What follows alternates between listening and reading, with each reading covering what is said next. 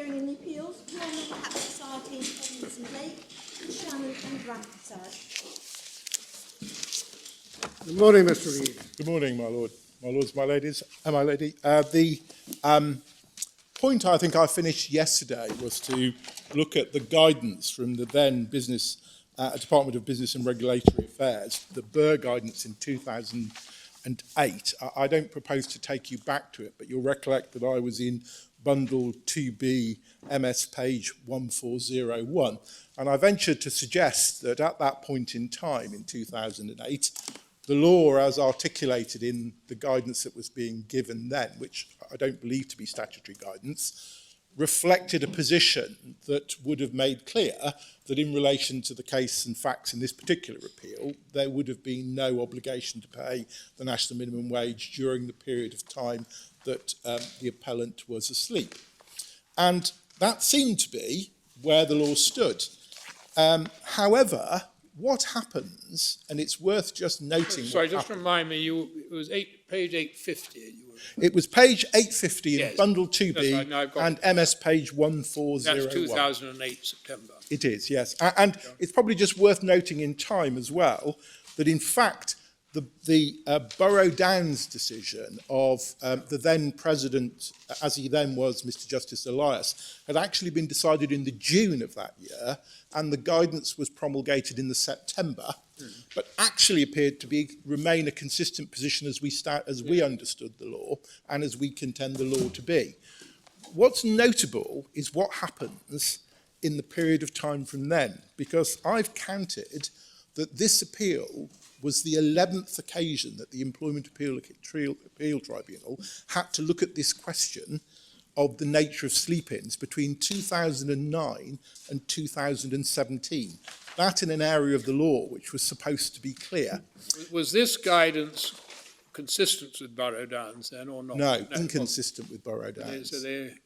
And consistent with our position. Yes, indeed. And it vindicates Lord Connor's decision to give you permission to appeal. Thank you, yes. You were doubting, yes. Otherwise, mystifying. So 11 occasions on which cases are before the Employment Appeal Tribunal as appeals from the Employment Tribunal. And for your reference, you'll find in Lord Justice Underhill's judgment in the Court of Appeal, and it's at paragraphs 88 to 84, and it's page 281 in the hard copy and MS 578. I wasn't proposing to take your lordships there at this point in time unless you wanted to, but you'll find that helpfully he iterates all of those cases and observes that some of them fall one side of the line and others fall the other, and observes of the EAT decision in this case, the judgment of the then President, Mrs Justice Simler as she then was, that she valiantly attempted to reconcile all of those cases by adopting for the first time the multifactorial test, which in essence means, well, I can't give you a definitive answer. I can only say that there are factors which may influence the decision in each case one way or the other. And so we say, in essence, that the law went wrong, effectively, from that point. And time permitting, and time is short, but the law is complicated, obviously, I was going to, at the end of my submissions, explain why I submit that, with due respect to all the notable jurists below, the law did go wrong at a particular point in time. Although, of course, from my perspective, the simple answer to this appeal is that your lordships aren't bound by any of the earlier decisions below, and indeed all of those decisions, with the single exception of the Court of Appeal decision in Walton, didn't have placed before them the recommendations of the Low Pay Commission or consider the regulations in any form in the light of those. That, in some ways, is the simple answer to the underlying litigation that thrashed around in the tribunals in the EAT over that 8-year period. And I mention that because that background of uncertainty and lack of clarity and various factors is what leads to the evidence that my learned friend relies upon being led to the Low Pay Commission in 2014. You'll recollect he referred to that. And he also specifically referred to the 16th report of the Low Pay Commission from March 2015.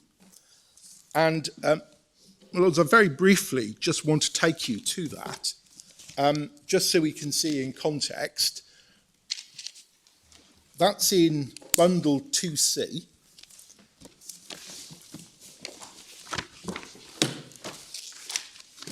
And it's hard copy number, page 945 is the relevant section I want to take you to.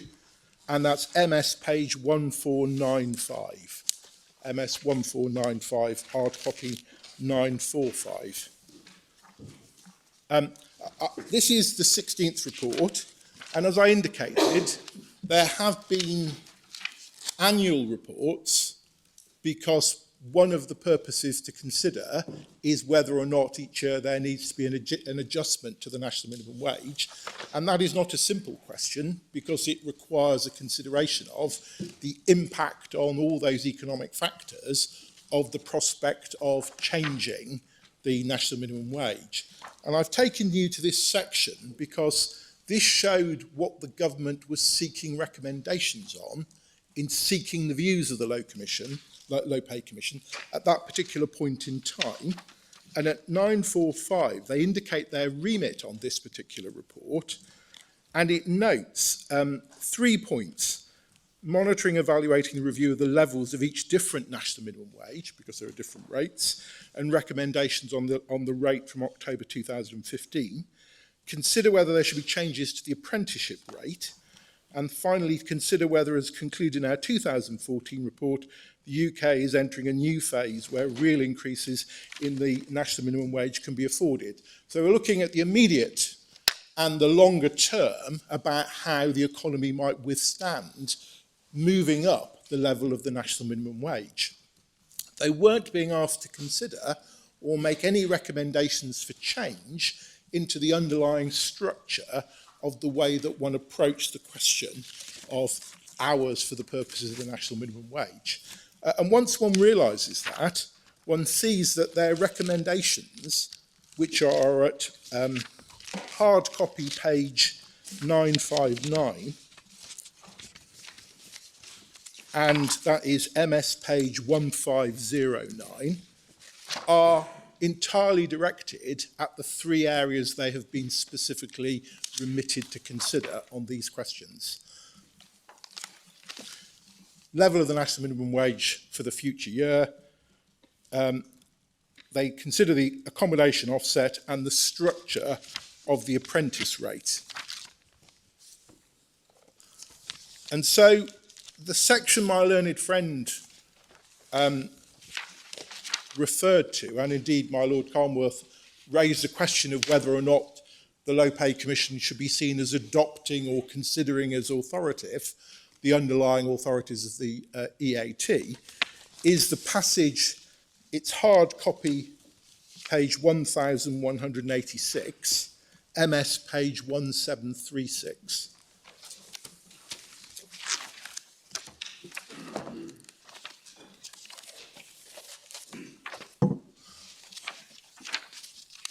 And under the subheading sleepovers, what they set out there is the evidence which my learned friend noted about the government's view in relation to the EAT decisions. But actually, all they say at 5.98 on their own part is the last sentence of 5.98. In the light of recent court decisions, we believe there will be a benefit in the official guidance making these points clear. So they don't actually make any formal recommendation or give any specific consideration to the questions of, perhaps not surprisingly, what the correct view is on the interpretation. More fundamentally, there is no recommendation which, for purposes interpretation of the regulations, would contradict what we know to be the position, which is their original recommendation back in the first report, confirmed as we've seen in the subsequent reports of the second and the fourth report. So really, nothing in the Low Pay Commission reports changes the original recommendation or the purposeful context for giving effect to that when one interprets the regulations. I checked overnight, or I should have due respect, I didn't check, but my learned juniors checked overnight whether or not there were any references to sleepovers with any authoritative nature in the subsequent reports, and there are really only passing references with no more consideration other than the existence of there being issues. So nothing takes us any further. Well, the preceding sentence, the government told us that in cases where the worker must be present at the place of work and in effect working, even if their employer allows them to sleep rather than carry out other duties, the worker should be paid at least the national minimum wage. Yes. Well, they don't comment adversely on that. Well, I suppose they accepted what the government was telling them. Yes, and the government evidence is based upon the decisions of the EAT, and I observe that ultimately we'll look at the intention of Parliament in its original giving effect to the regulations, and that must rest ultimately on giving effect to the original recommendation. Now, whether the government was content or not with where the EAT stood at that particular point in time, I would venture to observe is beside the point as to whether or not that was in law the correct analysis of where matters really stood. The evidence seems to be the statute is always speaking, isn't it? And in here, the government seems to espouse a position which is different from the one that you advance. I completely acknowledge that. It is different, and it's a position that's based on the EAT case law, and it's not a decision, so there's not evidence that seeks a review of the original recommendation, and I venture to observe that that would have required the same balancing exercise as originally was being undertaken. The government isn't seeking that remit, and if it's a view that's based upon EAT decided cases that don't truly reflect the law, then it's wrong to presuppose. Yeah, well, the premise is whether it truly reflects the law. Yes. I mean, while the EAT decisions stand, they must be taken as truly reflecting the law, must they not? And until, and that I entirely acknowledge, despite my unsuccessful attempt to persuade the EAT to the contrary in this case, until we successfully persuaded the Court of Appeal to revisit that and overrule the decision in Borough Downs, that is the way that the decided cases of the AT, which were, it's right to say, directly looking at the question of the sleepover position, determined the law. It's an important consideration that the government appeared sanguine about the decisions of the EAT and that the Commission didn't seek to persuade the government to any change in the law. Well, I suppose that raises a question of whether or not the Commission's role was to seek to persuade the government at that particular point in time. Well, I mean, they had expressed views previously, as you have demonstrated to us. I acknowledge that. Yeah. Can I? Are we referring to 5.98 in this? Yes. Well, that's not a statement by the government, is it? Some of it's reported speech, and we don't have a full statement by the government. No, we have we have in the bundle, but I haven't taken you to it, the evidence itself that from the at least the interim evidence that was being presented. We have it's in our additional materials.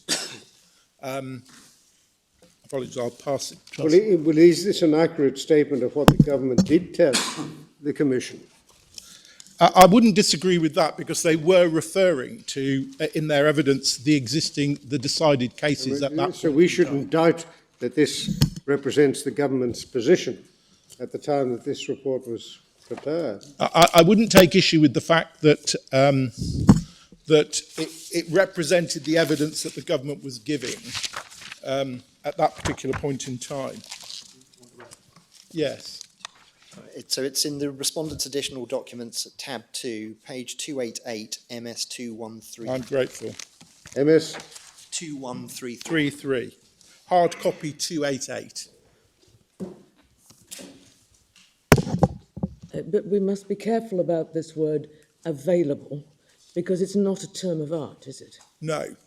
And it could cut across the discontinuous employment situation and a situation where the employee is asleep, just asleep.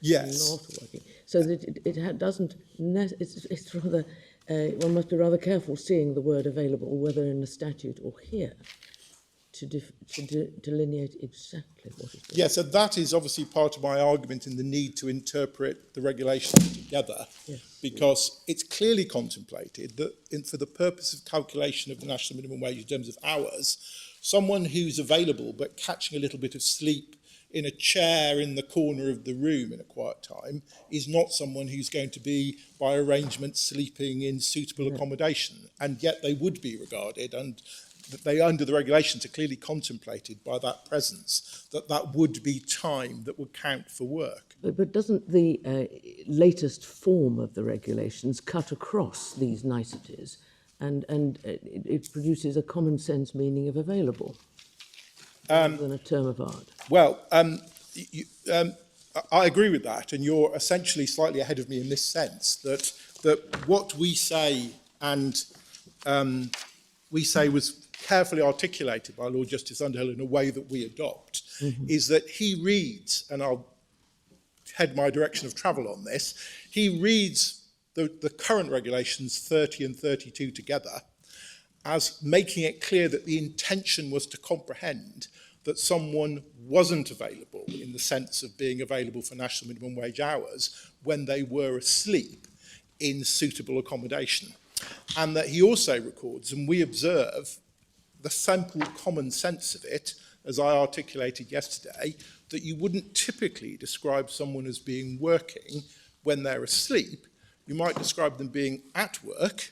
You might describe them as being available to work because they might be woken or called upon to do so, but you wouldn't conventionally regard that as being work in itself. But a buttress of this argument is that the word available is not a technical term. No. And can cut across the categories of actual work and deemed work. Yes. And that 1A has been put into a separate provision to make it a standalone, to reflect a cut across. Yes, in order to make it clear that it is a cut across. And that's why consistently it has to be read together. Sorry, I spoke across you, I didn't catch that. I'm sorry? Could you just repeat that? And that is why it consistently has to be read together with Regulation 30 and 30 and Regulation 32. And you've put away the government evidence, and let's not get it out again, but it is quite interesting that the submission that is then quoted by the Low Pay Commission is preceded in the government's evidence by a specific reference to Whittlestone. yes, as I indicated, it seems to be based upon the then decided case law of the EAT. Very well. I mean, I'm not sure how far we can speculate about the government's position, because one would expect, they must know about the Court of Appeal decision in this case, and they could have intervened here. But as far as I know, there's been no attempt by the government to intervene in these proceedings. No, and I'm not aware of the government stepping in and seeking a recommendation thus far for the Low Pay Commission to revisit the law. No, but I was just thinking, as far as these proceedings are concerned, yes, they could have intervened, as indeed with another intervention. Yes. So, I sort of just step back and say, from the purposes of, and I note the observation that legislation continues to speak, but I remain of the position that ultimately we're engaged in understanding the will of Parliament, and we understand the will of Parliament by the wording of the language in the context, in the particular case, of a purposeful need to give effect to those recommendations. Can I just... There is quite a significant passage in 2133 where the government states that it believes that workers should be paid the minimum wage if what they are doing amounts to work. And if the worker is working, which is a question of fact for a tribunal to determine, then the minimum wage is payable. That's an end of the matter. Yes. Well, perhaps not surprising, we don't disagree with that, except that what the regulations tell us is that they have defined the terms for what is work by making it clear that the drafters, consistent with the original recommendation, did not regard someone who was asleep as being working. And that's never in any way diminished as a proposition by recognising that you may need to look at whether or not people are working in other circumstances. When we come to it, well, the final sentence in this passage is, in cases where the workers must be present at their place of work and are in effect working, even if their employer allows them to sleep rather than carry out any other activities, the workers should get paid the national minimum wage. yes. Well, I'm not going to venture other than to observe that we say that on the law as it ought to have been interpreted, that reflected a position in the AT that was wrong. And time permitting, I will demonstrate why that error So the government was wrong about making that concession, so to speak. Well, it was wrong. It wasn't wrong in articulating what the law appeared to be from the EAT, because that was the case law. But it says the government believes that workers should be paid the minimum wage. Well, we can't. How far can we really start Well, if they were working, cross-examining the government about what they were Well, saying? you don't cross-examine the government, but you at least acknowledge what the stated position of the government is. Anyway. but the government's point would surely be it has to be work for the purposes of these regulations, and you carve out of work anything which is availability only. I can see that emerging from this particular passage. But anyway, let's go on, Mr. Reid, because your time is limited. Certainly. Mr. Reid, may I just ask, I beg my pardon, may I just ask one question? You address the case of somebody who is going to sleep at work. Yes. But only intermittently, because it's expected that person will be up and down all night. Yes. Do I understand your submission correctly, that you say that is dealt with because it is not by arrangement sleeping within the meaning of Regulation 32.2 of the 2015 2015 regulations? Well, right? I do acknowledge that there is a factual distinction that has to be drawn as to whether or not in any particular case the arrangement is that the person is required to sleep in suitable facilities. So the person who merely snatches sleep on an erratic basis would not be within the intended scope. Although ultimately I observe that the intention underlying the drafting seems to be that someone who is asleep is not working. I'm sorry, so are you accepting that in that case the person would be working all night, even though for part of that time that person would be sleeping? If someone didn't have suitable accommodation available and it wasn't by arrangement that they were required to sleep in that suitable accommodation, then they would be working all night, even if they snatched the odd moment of sleep. So you're using the term required to sleep? That's the wording of the section, which is one of the problems with the argument to say that appeared to be influential in the AT, that the question might be determined as to whether or not there was an obligation on someone, because actually Regulation 30 specifically uses the language of required. So the language of the cutout in Regulation 30 explicitly states... It's MS 72. Sorry, that's correct, MS 72, yeah. Paragraph 32, I should say, Regulation 32.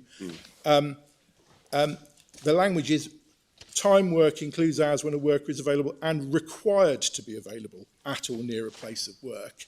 And then subparagraph 2, that availability includes only hours when the worker is awake for the purposes of working, even if by arrangement at or near a place of work, and the employer provides suitable facilities for sleeping. So the whole conception is that you must be required to do it. That's part of the, it would never be engaged if someone just simply said, well, if it's convenient for you to sleep here at night before your next day's shift, you can. It's actually only contemplating an obligation to begin with, and then only taking the time out in circumstances where, by arrangement, the person is able to sleep in suitable sleeping accommodation. So So that's a long answer to your question, which is if someone does not have a requirement to be on the premises or does not have suitable sleeping accommodation made available to them, but there is an acknowledgement that when they are there they can sleep, that they may still be working perfectly properly during that period of time. And that's how we read the section. And we read that in the same way as Lord Justice Underhill. And it would perhaps be helpful just to turn to the Court of Appeal's judgment on this particular point. And I'm in Appendix 1, and the Court of Appeal relevant paragraph is paragraph 41,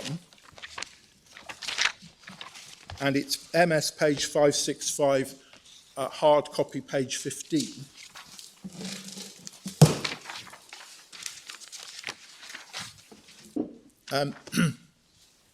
I haven't troubled with an eye on the clock, and I'm grateful for Mr. Jones for doing this, to go through the legislative history to get to the 2015 regs. I observe that, just in passing, and my Lord Carnwath observed this yesterday, that when one looks at the 2015 regs, the explanatory note makes it clear that the intention was that they were merely intended to be consolidating and not intended explicitly to make any substantive change. And so Lord Justice Underhill approaches the interpretation together of the earlier formulations. And at 41, we say he correctly interprets the law reading those together.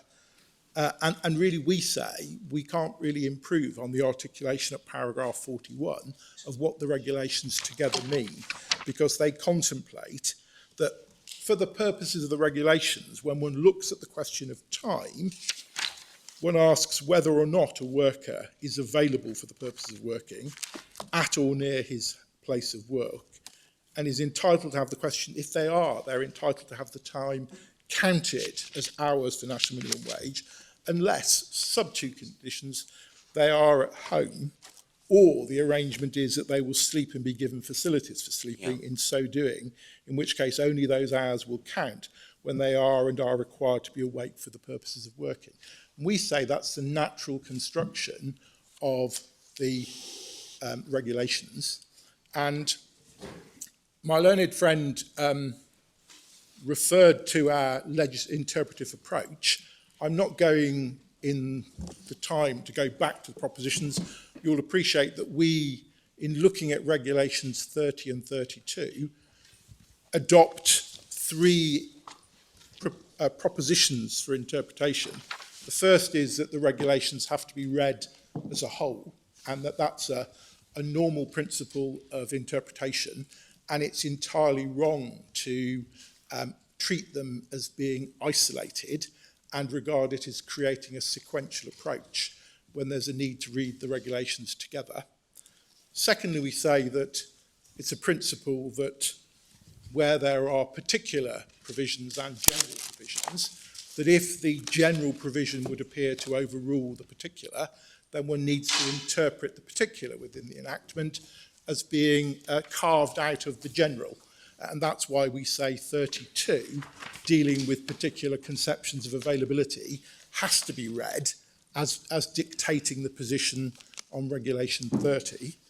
And finally, we say, as a matter of interpretation, that it's a principle of purposeful interpretation, that one can have regard to any report that was setting out the mischief or the objective that the regulations were tending to give effect to. That's the Fothergill and Monarch Airways point. Yeah. And that takes us back. That's a bit of a double-edged sword in relation to the later observation of the Commission. But anyway, without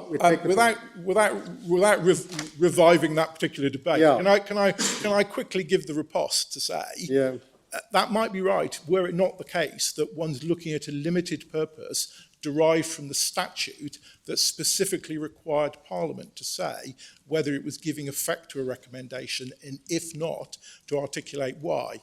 And therefore, recommendations are given a particular status by way of interpretation, rather than the more general nature of the report.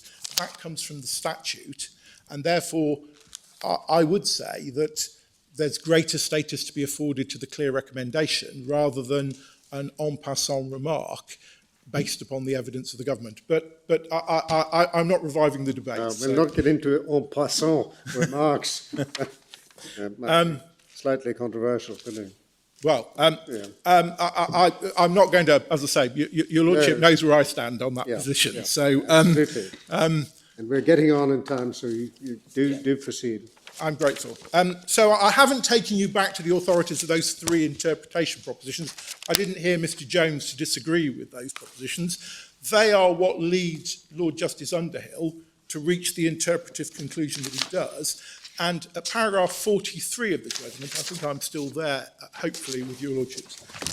It was page 16 MS, page 566. So just over the page from where he gave the interpretation that I've just given. He expresses that interpretation, and a particular passage that we cite in our case is the passage beginning 8 lines down to the right. The self-evident intention of the relevant provisions is to deal comprehensively with the position of sleeping workers. The fact that their case is dealt with as part of the availability provision necessarily means that the draftsman regarded them as being available for work rather than actually working. And then the point that I made already, which we echo, that's hardly surprising, as it would not be a natural use of language in a context which distinguishes between actually working and being available to describe someone as being working when they are positively expected to be asleep throughout all or most of the relevant period. Again, we say that's a common sense interpretation of what's being engaged here, consistent with the interpretation. So we say that as a matter of interpretation, the law giving effect to that interpretive structure was rightly interpreted by the Court of Appeal. And as I indicated, the short answer to the other cases of the Court of Appeal in the EAT is twofold on my part. The first is, of course, that your Lordships aren't bound by any of them. But the second is that only in the case of Walton were the courts below expressly drawn to the original recommendations of the Low Pay Commission and the need to consider the interpretation of the regulations to give effect to them. So those are two reasons which would enable even otherwise to depart from that, and they, of course, influence the Court of Appeal. I acknowledge that that may not be an entirely satisfactory answer when one looks at the weight of legal brain that's been applied to this question before, and I ventured boldly at the beginning that I'd take a brief moment to explain why I thought the law went wrong. And to do that, can I take you to British Nursing and the Inland Revenue? That's tab 6, and it's in the Authorities Bundle 1.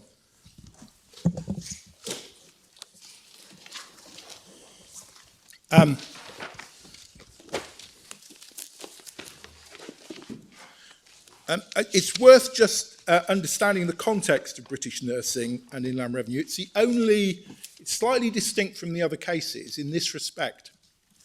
You'll recollect that we've both referred to the fact that there are twin remedies around in the national minimum wage. There's a contractual right, because it implies a term in a worker's contract that they will be paid the national minimum wage, a little like the Equality term in the Equal Pay Act. So they get a contractual right to enforce an entitlement to national minimum wage if they've been underpaid it. Then quite separately, there's an enforcement regime in relation to the revenue. And the revenue have wide compliance powers. If they carry out a check and determine that someone has been underpaying the national minimum wage, and they can go back 6 years, they serve a notice of underpayment, and the employer then has an immediate choice, because the notice of underpayment carries with it a penalty. Over the years, the penalty has been substantially increased in order to ensure compliance. The employer has a choice. If they pay the workers and pay the penalty, slightly oddly not to the workers but to the government, within 14 days, they get a 50% discount in the penalty, a little like a parking fine. If they don't pay it, their only choice is to appeal to the Employment Tribunal. So rather oddly, the Employment Tribunal has the jurisdiction to deal with appeals where one party is the revenue and the other party is the alleged errant employer. And on that appeal, the regulations provide that the burden's actually on the employer to prove compliance. So the revenue serve a notice, you have a choice, do I appeal, do I go to the tribunal? And on that hearing, the employer has to prove compliance. What happened in British nursing is exactly that. The revenue looked at British nursing's night shift working nurses who worked from home and carried out the call facility exactly as was done in the day. And they clearly formed the view that they should be being paid the national minimum wage and served an underpayment notice. The employer appealed, and the appeal progressed by the parties before the tribunal agreeing a statement of facts and issues. And one of the problems in this case is it's rather, to the frustration of the Court of Appeal, it really raised completely the wrong question for the tribunal. Your Lordships find it, and my lady find it at page 90, it's page 25 of the Court of Appeal judgment. They actually annex the agreed facts and list of issues. That sets out the agreed facts, and you'll see at the bottom of the page, paragraph H, it set out the issues that the tribunal on the appeal was being asked to consider. The B&A staff who are home workers spend a proportion of their shifts not actively engaged in work, but awake and required to answer telephone calls for the employer whenever the telephone may ring. Is such time work under Regulation 15.1 of the 99 regulations? And then over the page, if the answer to question 1 is yes, is the employer also obliged under Regulation 15.1 to pay the national minimum wage for periods when the home worker may in fact be asleep, but is still required to answer the telephone whenever it may ring? The slight problem I have with that as an issue is it almost predetermined an answer by directing only to one section. Actually, the question ought to have been, what hours count for the purposes of the national minimum wage? What's important is what the tribunal decided. You find that at paragraph 7 of the judgment. On the specific issues the tribunal was asked to decide, they decide, subparagraph 1, yes, Regulation 15.1 means that the workers are working when they're awake and waiting calls, but 2, time work doesn't include the time when they are asleep. So where's that, please? Paragraph 7 of the judgment of the Court of Appeal. Right, thank you. Page 86 in the MS page numbering, 86. Thank you very much. And what's notable is that the Inland Revenue do not appeal that. They don't appeal it to the EAT, and they don't appeal it to the Court of Appeal. They don't appear to challenge the view that the home workers are not working when they're asleep. The battle before the Court of Appeal is that rather ambitiously, the employer who's lost on the basis that when the workers are awake waiting for a telephone call shouldn't be paid the national minimum wage, tries to argue that the only time that they should be paid the national minimum wage is when they're actually answering the telephone. And not surprisingly, the Court of Appeal has little time, as indeed did the EAT, for that argument, because they say, what's the difference? In the day, they're sitting waiting to answer the telephone and you expect to pay them. At night, when they're awake waiting to answer the telephone, they should be paid as well. And seen in that context, one sees that the case was actually about a different question. And the frustration, and indeed the irony for the argument here, I detect in the Court of Appeal, is that the issue had focused on one regulation, doing exactly the thing that my learned friend Mr. Jones invites you to do, which is to ignore another regulation. And that's why the Court of Appeal are bridling about the fact that the question has been posed about only Regulation 15 and not the question as well at the time about Regulation 3. They rightly say you need to look at all the regulations effectively together. Now, I appreciate there are observations in there that might suggest they're going further than that, but there is an important passage that shows the limits of this case. Can I take you to paragraph 18? In paragraph 18, the Court of Appeal observe that because there's never been an appeal by the Revenue about the question of people whether or not they're working when asleep, that issue isn't open to be looked at. And at the end of the judgment, the end of the paragraph, Lord Justice Buxton says this, bearing in mind, and I'm reading 5 lines up from the bottom of paragraph 18, bearing in mind that it is for the employer to establish that the employee was remunerated at the proper rate, I have doubts as to whether the employer in this case will in fact succeed in excluding any period of sleep from the period deemed to work, not to be work. That is inevitably a question for another day, in respect of which observations made in this court are not in any way conclusive. So what was clearly being done is that the Court of Appeal were not making a definitive determination about whether or not people worked when they were asleep, because it wasn't the question they were ever asked to consider and wasn't a question of interpretation. Unfortunately, that seems to have been missed.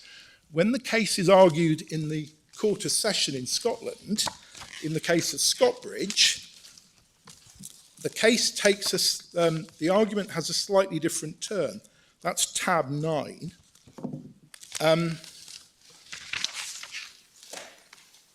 In tab 9, we have the judgment of the Court of Session, and in Scotbridge, the tribunal at first instance had found that the night watchman wasn't working during periods when he was asleep. That had been overturned by the EAT, and the EAT had looked at his contract and concluded that there was no clear part of the contract that defined a period when he was permitted to sleep. You get that from Regulation 9. It's right then to say that at paragraph 10 of the judgment, this is at MS 153, Mr. Napier, counsel for the employer, articulates the argument that I'm arguing. And the Court of Session don't really deal with it in a detailed way, because at paragraph 11, they begin their judgment on this section by saying, in our view, the argument for the appellant is not well founded. And then they focus on the contractual obligations which appear to be the reasoning of the EAT, what was being done. So they don't grapple with the question of, is someone working for the purposes of the national minimum wage when they're asleep? And then slightly unfortunately, British nursing is introduced as a case, and it's worth noting its introduction at paragraph 12. No criticism intended of any advocates in that case, but you'll note at paragraph 12 of the Court of Session, it says, the decision in the Court of Appeal in British nursing, to which we referred at a late stage in the discussion. So it appears as though at some point during the argument before the Court of Session, their attention is drawn to British nursing, and they cite the passages from Lord Justice Buxton, but don't appear, with the greatest respect, to recognise that that case was not dealing with the explicit question of whether or not people were asleep, people who were asleep and permitted to sleep in suitable accommodation were working. So 2 unfortunate errors in this respect. It might have been corrected in some respects had closer attention been paid to the decision of the Court of Appeal in Walton, because in Walton, without taking you back to it, and particularly in the judgment of Lady Arden, as she then was Lord Justice Arden, specific reference is made to the Low Pay Commission. But what happens is we get the decision of the EAT in Borough Down, and that is tab 7. And in Borough Down, again, no disrespect to anyone involved in the litigation, but the importance of Borough Down and why fundamentally it's overruled by the Court of Appeal is that Borough Down appears directly to deal with the question of the sleeping worker. But one needs to understand what's happened in Borough Down. Firstly, no reference is made to Walton, despite the decision of the Court of Appeal, and perhaps therefore equally importantly, Nothing in Borough Down refers to the Low Pay Commission recommendations. And in fact, what happened in Borough Down is, and you see it at paragraph 20 on page MS 97, is that the tribunal at first instance found themselves considering that they were bound by Scottbridge, and bound by Scottbridge to decide that the worker who was asleep on their shift was working for the purposes of the national minimum wage. Now, as I argue, that's a product of some confusion between a misunderstanding of what the Court of Appeal had decided in British nursing and a slightly shorthand interpretation of the law in Scottbridge. The appeal before Mr. Justice Elias accepts that Scottbridge would be binding, but again, a very ambitious argument is advanced that when the amendments were made in 2000, you get this at paragraph 21, the law was changed. Well, we know that the law was simply consolidated. So not surprisingly, Lord Justice Elias, as he then was, concludes, well, that's wrong. It wasn't consolidated in 2001. It was. Oh, sorry. No, in 2001 it was No, amended. you're quite right, it wasn't consolidated. They just made this amendment. Amended. Yes, which added the suitable facilities provision. But the argument appeared to be before him that this meant that you had to regard Scottbridge as no longer binding, and he rejects that argument. So suddenly we find an EAT decision that seems to conclude that workers have to be paid when they're asleep. The product, I humbly submit, of two misinterpretations of the Court of Appeal, one of the Court of Appeal and one of the Court of Session, and an error in not seeing the underlying Low Pay Commission, and then we get a thread on the back of Borough Down of 9 EAT cases grappling with what has become the impenetrable problem of trying to work out distinctions between being awake, not being awake, and whether or not someone might be working when asleep. All of which are open to the simple analysis, as a matter of common sense, that when the worker is sleeping in suitable accommodation, the regulations contemplate that they will not be entitled to an hour of the national minimum wage. I'm slightly under my time, but time is precious, and therefore, unless I can assist you further, I will sit down. Well, there's just one thought that occurs to me slightly. Eccentric thought.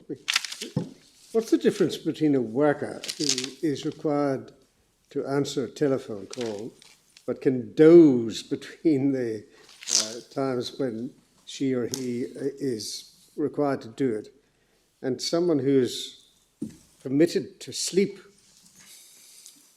In other words, what's the principal difference between the two?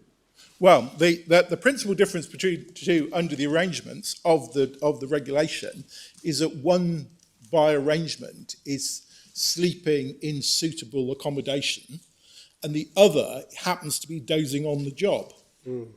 And but what if the employer is tolerant of dozing on the job? Well, that may be the employer's problem. If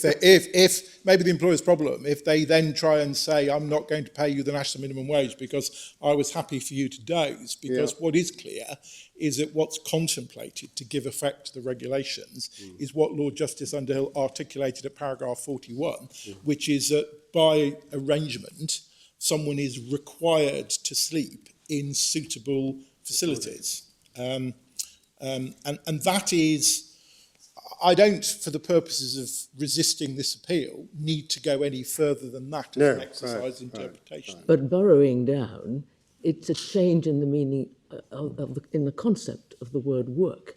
It does. Because it's not simply enough to show a restriction on liberty. Yes. In the sleep-in cases. Yes, and it can't be enough because the regulations actually contemplate that there has to be an obligation to begin with. And that's why I say that Borough Downs, with no criticism to those involved, is the fork in the road that causes all the subsequent problems, as a combination of, unfortunately, a misinterpretation of almost immediate things in 2000. Thank you very much indeed, Mr. Reid, and well done for bringing it in on time.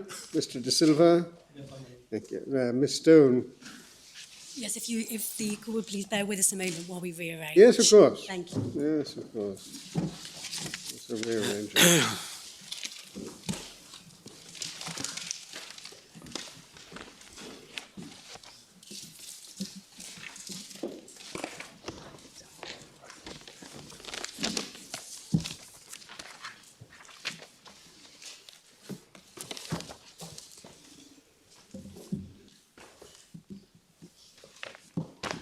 My lords, my lady, in the limited time available, we do not propose to address the court on the matters which overlap between the two cases. We are therefore going to adopt the oral submissions made by my learned friend Mr. Reid in relation to Mencap, and furthermore to continue to rely on the position as set out in our written case. We propose instead to address the court on the following 5 matters.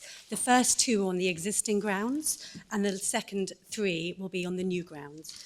On the existing grounds, in our submission, the tribunal decision in Shannon will still stand even if the sequential and/or the multifactorial approach to construction is correct. So what that means is, even if Mr. Reid and I are wrong in our primary submission, that doesn't help Mr. Shannon anyway. Secondly, why Mr. Shannon's contention that the tribunal could only have found that he was working throughout is wrong. We'll then turn to the new ground, 3 submissions on that. First, why Mr. Shannon should not be permitted to raise it at all. Second, we will explain why in our submission Mr. Shannon could not have been a salaried worker. And finally, we will explain, or we will seek to explain, why Mr. Shannon's construction of the salaried workers provisions is in any event wrong. So, turning, if I may, to the first issue. In Shannon, in stark contrast to Mencap, the tribunal found that he was not working. So the question is, can that be overturned? Nothing will help Mr. Shannon unless that is the case.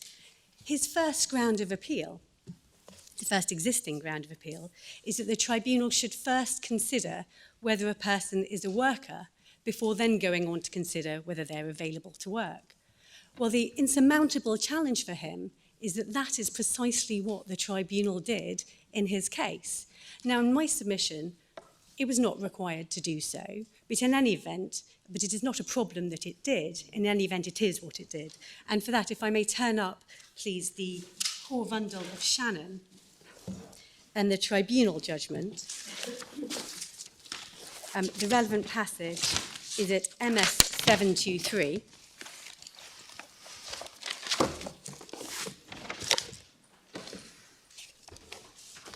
Which is page 67. And we can look at paragraphs 89, 90, and 91. First of all, we see that the tribunal refers to the cases of DNA and Scottbridge and Barrowdown, and says that the effect of those authorities is that if the worker is working throughout their shift, they're entitled to the minimum wage for the entire shift. Then we see the tribunal at paragraph 90 saying the regulation 16 comes into play only if the worker is not working throughout their shift.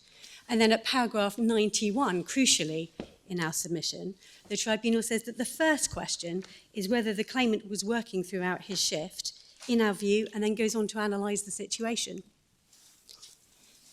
So the confusing aspect of this appeal, from Mr. and Mrs. Rampersad's perspective, is that the appellant has sought to argue a case which was in fact precisely that which the exercise that the tribunal conducted on his case.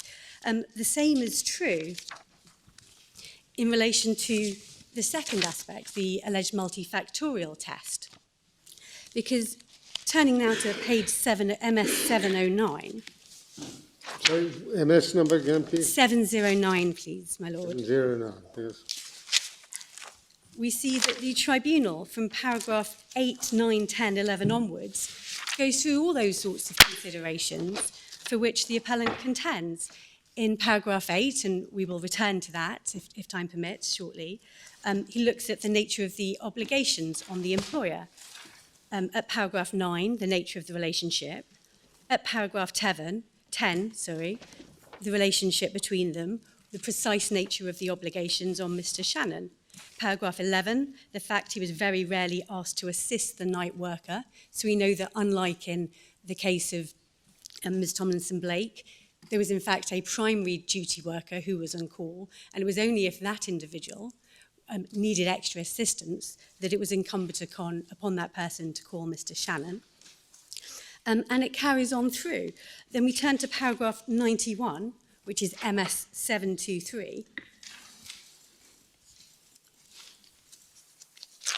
Yes. And we can see that drawing on the tribunal's own earlier findings, it then analyses the situation in precisely the sorts of terms for which the appellants in both cases appear to contend. And therefore, from that analysis, from that, if I may, multifactorial analysis, the tribunal concludes at 92 that the claimant was not in fact working throughout his shift. So even if the appellants in both cases are right, that's not going to help Mr Shannon, and the tribunal findings in relation to him in our submission would still stand. Of course, the term multifactorial approach is not used, but that's no surprise, because the first time, as far as I can see, that that term was adopted was in the Employment Appeal Tribunal, which postdated it. That leads conveniently into the third existing ground, which is the appellant's argument that there could be no other conclusion but that Mr Shannon was working. This, I note, is a much more ambitious submission than the one made by Ms Tomlinson-Blake in her appeal. What he is saying is that on the facts of that case, there simply could be no other conclusion, whereas as Mr Jones explained yesterday, their case is simply that that is an option that was open to the tribunal and one that was taken in that case. Now, the appellant in our case accepts that this is a perversity argument. It is, of course, worth remembering that this is all on the basis that these points only arise if we are unsuccessful in our primary challenge. But on the general perversity ground, and Mr Glynn quite rightly accepts that that is what it is, we have to remind ourselves of the facts of this case. Mr Shannon's offered employment by a family friend at a time he's in straitened circumstances. He's provided with free accommodation and all utilities free of charge with no bills. He's required to be there overnight, but there's this night care worker who is actually on duty every night. His role is just to be there in case that worker needs some extra help. If the worker does need extra help, he has to be physically called. He was in fact very rarely asked to help, and it's also noteworthy that on some occasions his wife stepped in and he didn't do anything at all. He was able to work in the day when he chose to do so. And these arrangements, as we've seen, suited him very well for 20 years, and no complaint was made. It's difficult in our submission to see how on those set of facts it could possibly be said that it was impossible for the tribunal to reach the conclusion that it did. It's hard indeed to think of a much clearer case. Three things arising from Mr Jones' submissions yesterday assist in that. Mr Jones, in the course of his submissions, fleshed out the description of a worker who he said would be on call and not one who was fully working or actually working in the language often adopted. He invited the court to imagine a case where one individual, a Mr Edge, was on call, principally responsible for anything that happens, not anticipated that anything will arise. Now, on Mr Jones's case, that person would be working, but he suggested there might be another person on call. Mr Davidson, he was there as well. If Mr Edge said Mr Davidson was needed, then Mr Davidson would have to get up. Mr Jones described Mr Davidson as being someone who was on call. It is striking when one compares the example that Mr Jones gave of the person who he would consider to be on call, that it is so closely aligned to the facts of the Shannon case in my submission. Because that is precisely the facts as they were found by the tribunal in the case of Mr Shannon. A second point arising is that Mr Jones described a type of mental work that he said was required of the appellant in that case, keeping a listening ear. Well, none of that was required of Mr Shannon. He was not the primary duty worker. He didn't have to use any judgment to determine whether or not he had to respond. That was the role of the night worker who was on duty every night. That night worker would be paid the national minimum wage and would determine if and whether help was needed. Now, in addition to the general perversity argument, if I understand my learned friend representing the appellant correctly, he's also seeking to introduce a bright line rule. There are 3 conditions which he now says that if met would necessarily and in each and every case entail that a worker was working. There's at some points in written submission there's a suggestion that there were 2 of these, at others that there were 3. But as we'll now explain, 1, there is no such bright line rule test, and 2, even if there is the test that it is as low as he has set it, he still would not meet it on the facts of this case as found by the tribunal. If I may remind my lords and lady the nature of the bright line test that he sets out. First, he says there's a requirement to be present, and second, he says a requirement to respond, and third, an additional requirement that somehow that this is pursuant to a regulatory obligation on the employer. Well, in my submission, the first 2 cannot help anybody, because the requirement to be present and the requirement to respond are the basic entry points for the application of regulations 15 and 16. This is a salaried workers case, at least on one assumption, in any event. So it can't add anything to those submissions. People under regulation 15 and 16, they're not required to be available in general. The language is that they're required to be available to work. They are therefore necessarily on the face of the statute in a position where they are required to respond. So that means that the only part of this 3 bright line test that's doing any analytical work is the third part, the regulatory obligation on the employer. Now, my first submission in relation to that is that there is no basis for that anywhere in the regulations themselves.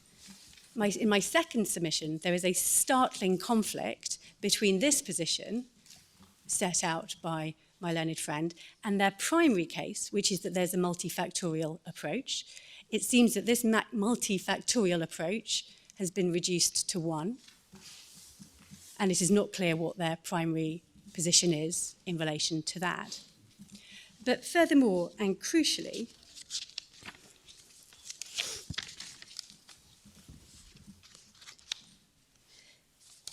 this condition is spectacularly ill-suited to be the determining feature behind somebody who is available to work and someone who is working. Because whether or not the employer is under any particular obligation sheds almost no light at all on the duties and responsibilities of the employee. And the duties and responsibilities of the employee is the nature of the question and the tests that are being considered. Well, if you reject the Trinity approach, as I think Mr. Glynn described it, what is your formulation of the test to be applied? Well, my formulation for the test, just like Mr. Reid, is that if you fall within the exceptions, if you are required to be at or near the place of work, and your employer provides you with facilities to sleep. I'm sorry? And your employer provides you with the facilities to sleep, you fall squarely within the exception in the regulations. And therefore I say that, just like Mr. Reid, that there's a bright line rule the other way. So the difference is sleep? Well, together with the rest of the statutory test, indeed, my lord. Mm-hmm. And in that respect, I fully endorse and echo the submissions of Mr. Reid made some moments ago. But the part that I'm addressing now is a duty on an employer and the duty on the employee are entirely different things. As my Lady Arden observed yesterday, the same statutory obligation on an employer could be met by imposing different kinds of duties on different employees. For example, it could be met by having a night worker who's fully on duty, together with a backup worker, together with somebody who is on call and only available to work. One could conceive of a situation where, pursuant to the same obligation on an employer, this obligation was fulfilled by having a whole host of people, none of whom were even obliged to respond if they were called upon to work. the fact that the employer is under a duty, whether it is a statutory obligation or a contractual obligation, as I understood Mr. Glynn to be developing a case yesterday, makes no difference to the question of whether an employee is required to do anything. So not only is there no basis in the provisions for this test, it runs counter to the whole way in which these provisions, the context in which these provisions are made to work, which is to look at the obligations and duties on the employee. Now, my second submission on the Trinity Bright Line rule is that even this low bar is not one that Mr. Shannon can reach. And that is because the tribunal in this case did not find in express terms that he was required to be there by virtue of a statutory obligation on the employer. The relevant paragraph was paragraph 8 of the tribunal's judgment.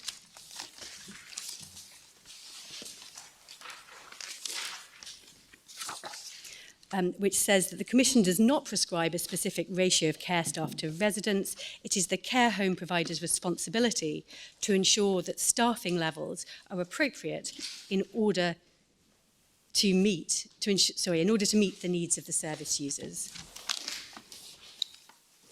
For Mr. Glynn to succeed in this point in my submission, there would need to be a clear finding by the tribunal that Mr. Shannon himself was employed directly to meet an obligation, a regulatory obligation by the employer, and he cannot do so. So for those... Well, just looking at paragraph 8, the Commission doesn't prescribe a specific ratio of care staff to residents, but it is the care home provider's responsibility to ensure that staffing levels are appropriate. Well, presumably it was perceived that Mr. Shannon should join the complement of staffing level. My Lord, what we don't know, though, is whether or not, in this case, the care home providers considered that this was necessary to meet an obligation, whether it was a must-have or would like to have in terms of meeting that statutory obligation. So it might be that they've chosen that it's more comfortable for the night duty worker to have a backup available, but there is no finding that it was necessary for them to do so. And in my submission, that's a crucial distinction. Well, it's not very explicit, is it, in its finding about this? I mean... Well, that is, my Lord, that is precisely my point, if I may, that if there is to be a finding that somebody was employed pursuant to a statutory obligation, if, contrary to my submissions, that is indeed a condition, and if, contrary to my further submissions, the Bright Line rule Mr. Reid contended for is not right, then still we don't find it here. And that's a problem in my submission for the appellant in this case and not for the respondents. Right. I've been trying to see what Lord Justice Underhill said about the regulatory situation in the Shannon case, and I see from 99, we needn't turn it up, that he just assumed that there was a regulatory requirement without discerning that there necessarily was in what the employment tribunal had found. Exactly, my Lord. But that assumption, if it's going to be the turning point, the case upon which I understand the point. A matter turns, I'm grateful, my Lord. So if I may turn then to the new ground,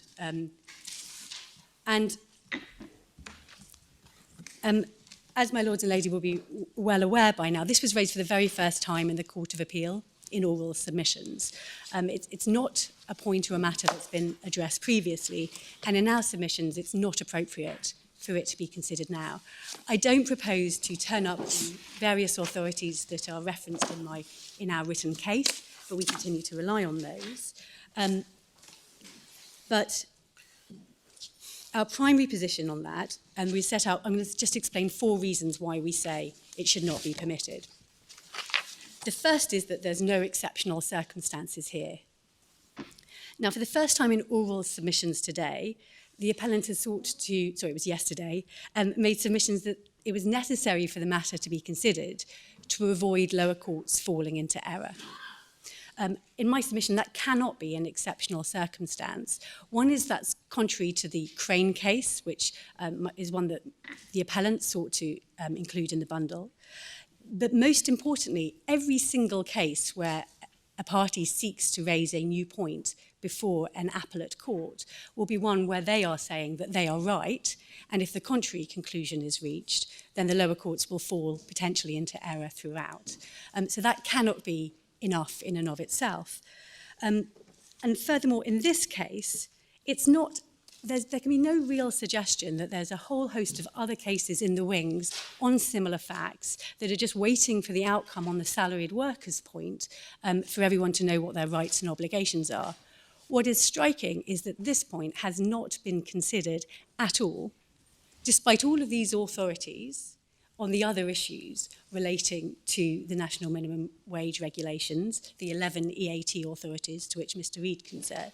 There's no direct treatment of these provisions, and there's no reason to think that anyone is waiting with bated breath for an outcome on this point.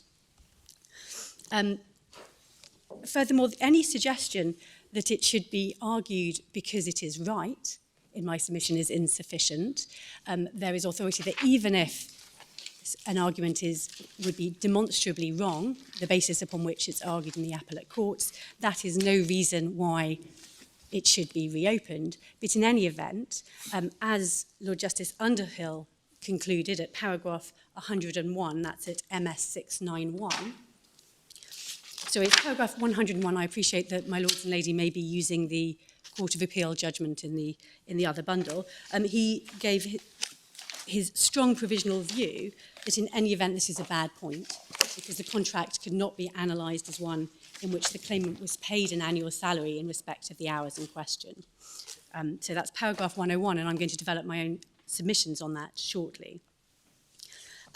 Our second submission of the four as to why it should not be allowed to proceed now is that it would be very unfortunate that this court were to determine the point without the benefit of the learned judgment of the Court of Appeal. And my fourth point, sorry, I've tied my 2 points together, so there will just be three. My third point is that my client would have conducted their case differently from the beginning if this point had been, if the point had been argued on this basis before. Everyone in this case accepted from the very beginning, from the tribunal, that the case turned on whether this was an availability to work case or a work case. £240,000, bar a few pounds, of money turned on that as between the parties. It's inconceivable that Mr. and Mrs. Rampersad would not have sought to challenge the finding that the accepted case, and I agree it was accepted then, that Mr. Shannon was a salaried worker, if the position was that everything turned on that and that alone. But wouldn't it be a bit unfortunate to decide this case on a basis which is wrong, if it is wrong? Well, in my submission, that's not enough. On the basis that in any time that somebody seeks to introduce a new argument, it will always be the case that it's being introduced on the basis that it is wrong. And it's not fair on my clients in the interest of the finality of litigation for this to be introduced now. It's also, in my submission, important to recognise that the Court of Appeal considered and rejected, so they exercised their discretion. Lord Justice Underhill refused to permit permission for that point to be considered there. And there's been no challenge to the exercise of that discretion. So in my submission, it should be respected. There is also the fact, of course, that normally in these sort of cases, we like to have the assistance of the specialist courts when we're dealing with something as technical as this. Well, exactly, my lord. Can I just, on the likelihood of this cropping up again, this was a strikingly informal arrangement back in 1993 between two friends, that they apparently then were. And then in 1999, when the new minimum wage comes in, they're aware of it and they do have discussions about it. But unfortunately don't deal with it in a very effective way.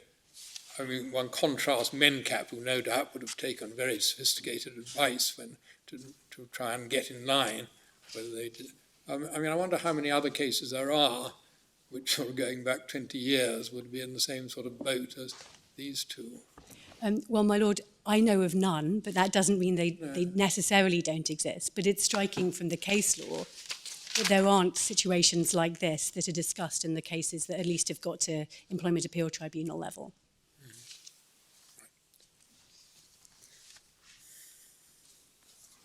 And for those are the reasons why we say that it wouldn't be appropriate to consider the point now. But if it is appropriate, and if Mr. Shannon is permitted to raise them, then we say that if he's allowed to raise a new point, it's only fair that so should we, and that the point he raised in accordance with that provisional view of Lord Justice Underhill is a bad one in any event. And that is because, firstly, he simply was not a salaried worker when properly understood.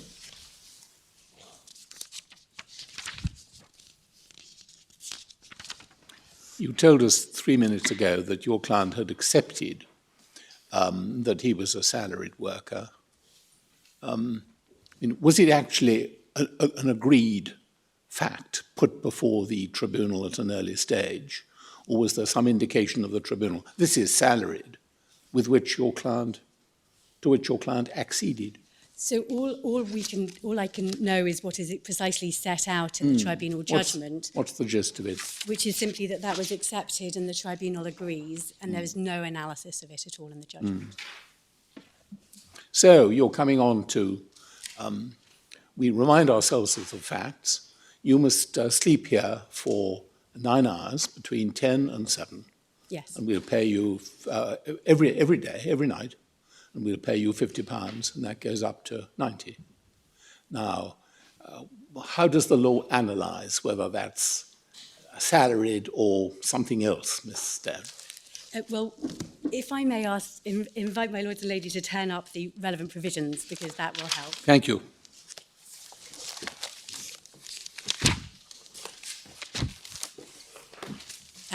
Salaried hours work, it's in the 1999 regulations, so it's the Authorities Volume 1, Tab 2, at MS 37.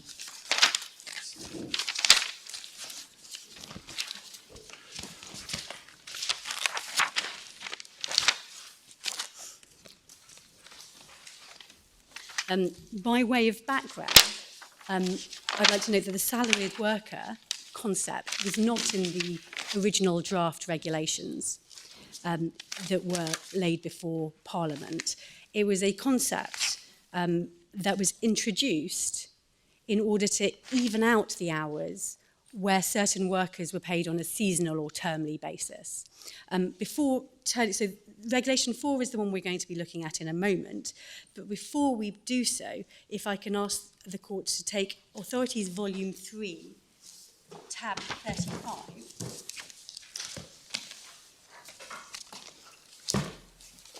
and that's MS 502.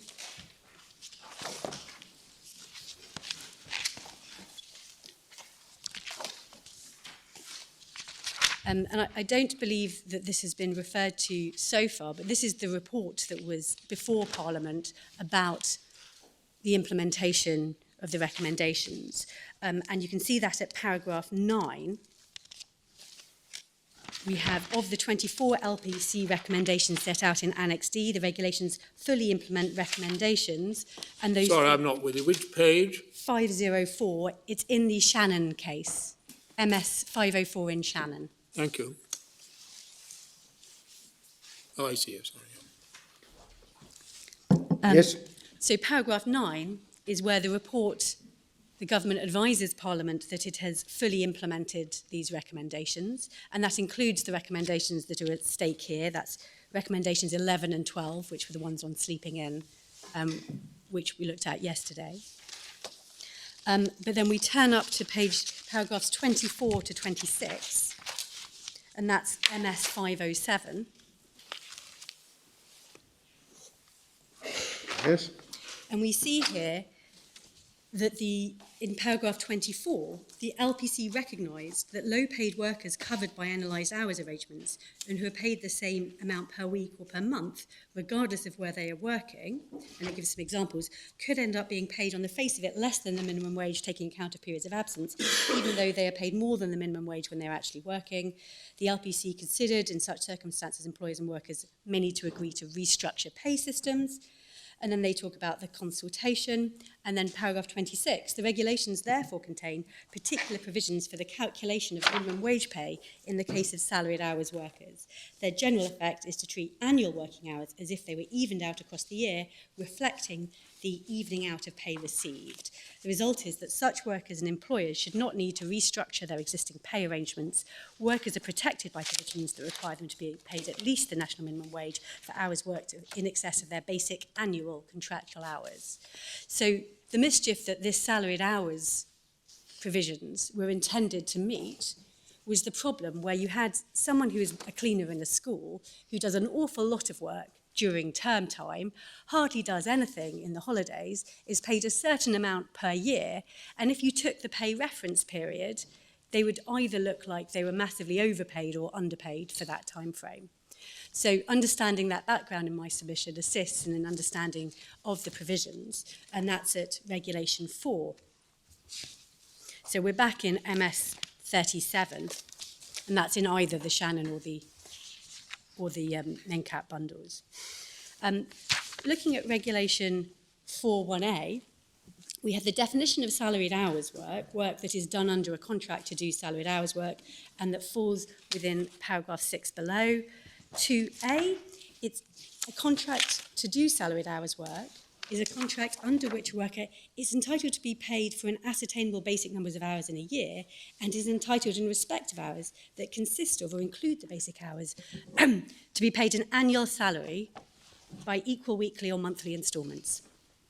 So the crucial aspect of a salaried worker is, well, the clue is in the name, they're paid an annual salary. You can see at 21.1, that's at MS 43. The emphasis on annual salary continues, with the reference to the basic hours means the basic number of hours in a year in respect of which a worker is entitled under his contract is annual salary, as ascertained in accordance with his contract. So the crucial determining feature of a salaried hours worker is that they're paid an annual salary. But the problem for Mr. Shannon is that he wasn't. He was paid a weekly payment of £50 per week. And for that, I turn back to the tribunal's decision in this case. It's MS 709, paragraph 10.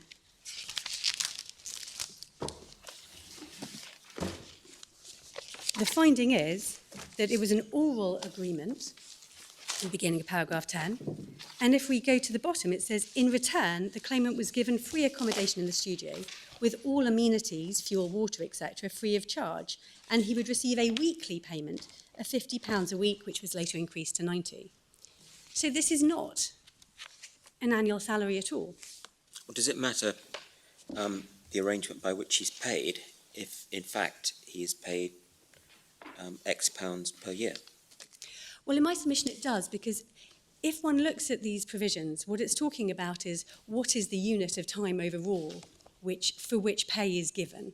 Is it a year or is it a week? In any case where someone is paid a weekly amount, then it could be either way. You can multiply it by, it's not quite 52, is it? It's 52 and a bit to get to 365. But that's not what this is intended to deal with.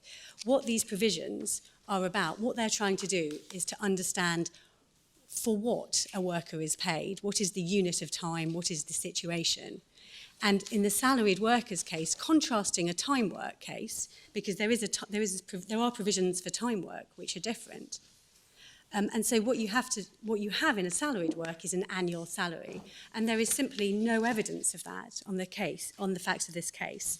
And it's instructive to look at the case of Scottbridge in relation to that. Maybe well, does the regulation refer to an annual salary as opposed to salaried hours work?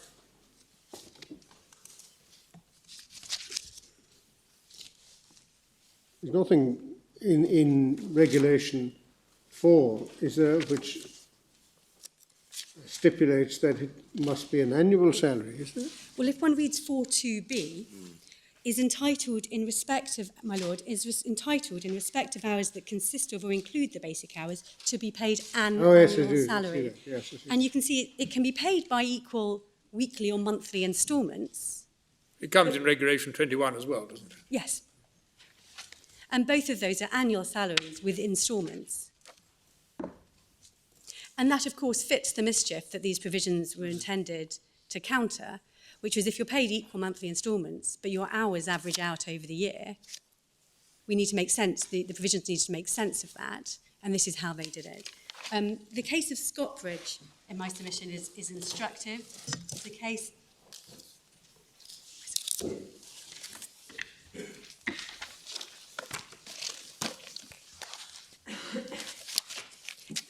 It's tab 9 of the First Authorities bundle. It's one of the cases relied on heavily by the appellants in both cases. But in paragraph 5, if you can see, this is the contract in that case. We see that Scottbridge was required to be in attendance at the undernoted premises between 1,700 and 700 7 days per week. Your rate of pay will be £210 per week. And the fact is that it was agreed that he was in fact paid time work, and that you can see from paragraph 7. In that case, it was common ground between the parties that in the present case, the work of the respondent was time work. So in Scottbridge, a case that is absolutely on all fours with the present when it comes to the way in which pay is calculated, which is in my submission the focus, they concluded that it was time work. Well, either in my submission that is right in that respect, or it is right that Mr. Shannon was a salaried worker. It cannot both be right. And if one looks at the provisions themselves, it's absolutely clear there is no annual salary here. So that is the first condition that I say Mr. Shannon cannot meet, and why Lord Justice Underhill's provisional view was correct. The second condition that I say is not met was that he was paid for an ascertainable basic number of hours in a year. This is a slightly more subtle point, because it's not that you couldn't work out the number of hours a year if you multiplied them, but the question is, for what is he paid? And I'm not going to turn up the case of Walton again, but Walton, in my submission, is very similar. Because in Walton, what Lady Justice Arden, Lady Arden as she now is, concluded was that there's a difference between looking at periods of time as a way of remunerating someone and thinking about for what is the actual contractual bargain that we are discussing here. I'm not going to, and this is closely related to the question of basic hours. Now, as you know from my learned friend's submissions, there is no clear finding in the tribunal that there are any particular number of basic hours in this case. My learned friend says it's obvious the whole shift must be included, and in our submission, you can't conclude that. But really, you can't conclude that it was any particular number of hours, and it was just as likely to be 0 hours as all of them. Now, these are related submissions, because in our submission, the problem is that he was not being paid to do work from 10 p.m. till 7 a.m. on any view. And these are really different ways of getting at that same problem. But I'd like to turn to the third condition. I don't think I've noted down your second, more subtle point. It's too I'm subtle. sorry, my lord. Too subtle for me. Well, I'm sorry, my lord, the full time sure is all mine. In a question sentence, what can we note down? The contractual bargain was not that he's paid this money to do those hours. He's instead paid that money to do some work and to just be around in general, which is a very different thing. Well, in other words, there wasn't a stipulation as to the hours that he had to be there. He had to be there during the night and to render assistance, but there wasn't any specific stipulation about what the hours should be. Well, my lord, there was a stipulation about the hours he had to be there, but not any expectation that those hours would be working hours in any sense at all. And so the contractual bargain is not one of work for those hours in return for pay. That assumes you're right about what constitutes work. Yes, exactly. It does to some extent indeed, my lord. But that is absolutely. But the third condition is one which is much less subtle, I hope, which is that another of the conditions for being a salaried worker is that you can only have, so I will turn up the provisions, it's Regulation 4.2, so we're back in tab 2 of the First Authorities bundle.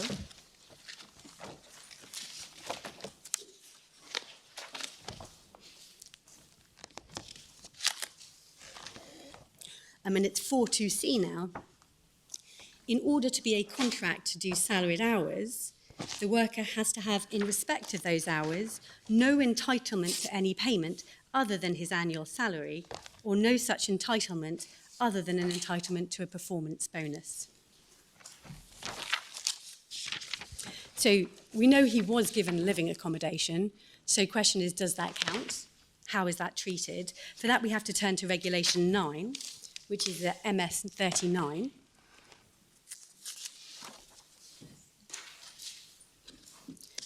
Which says, for the purposes of these regulations, and I stop there to say that that is the whole of these regulations, the following shall not be treated as payments by the employer to the worker.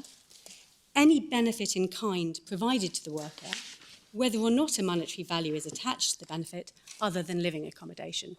So living accommodation is an allowance.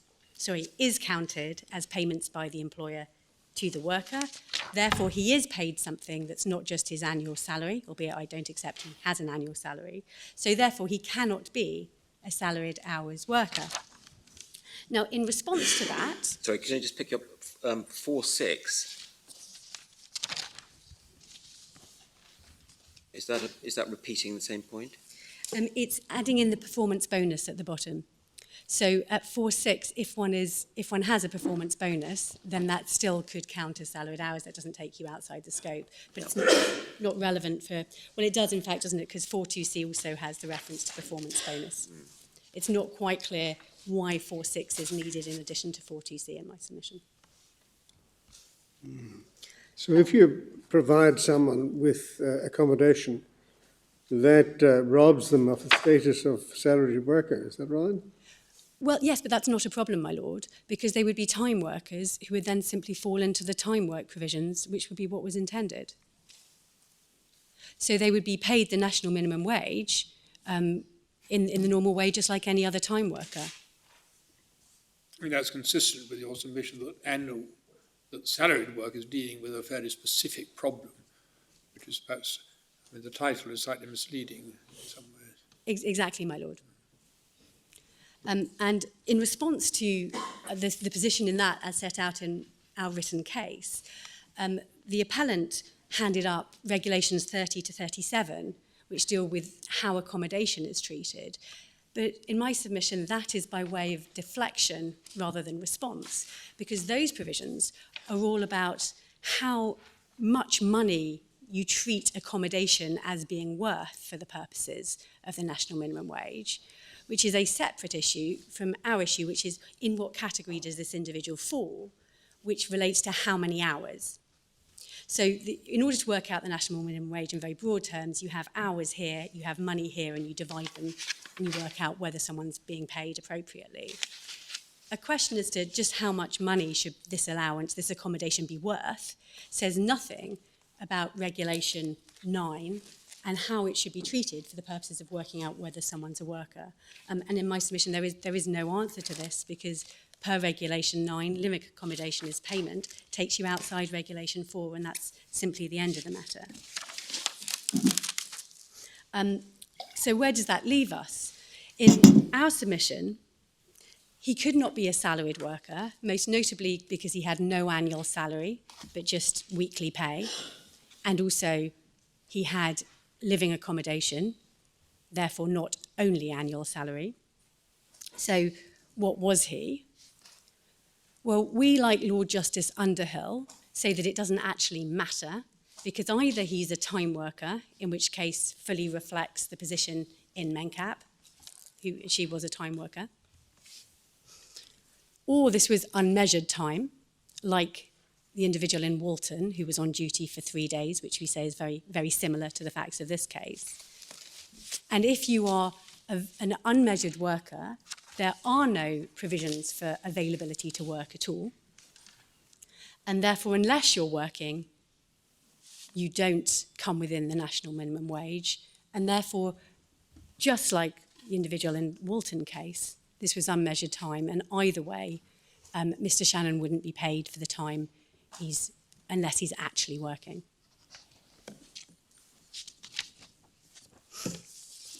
So my third and final submission in relation to the new ground is on the construction of the regulations themselves, and why we say that, in fact, this construction is wrong.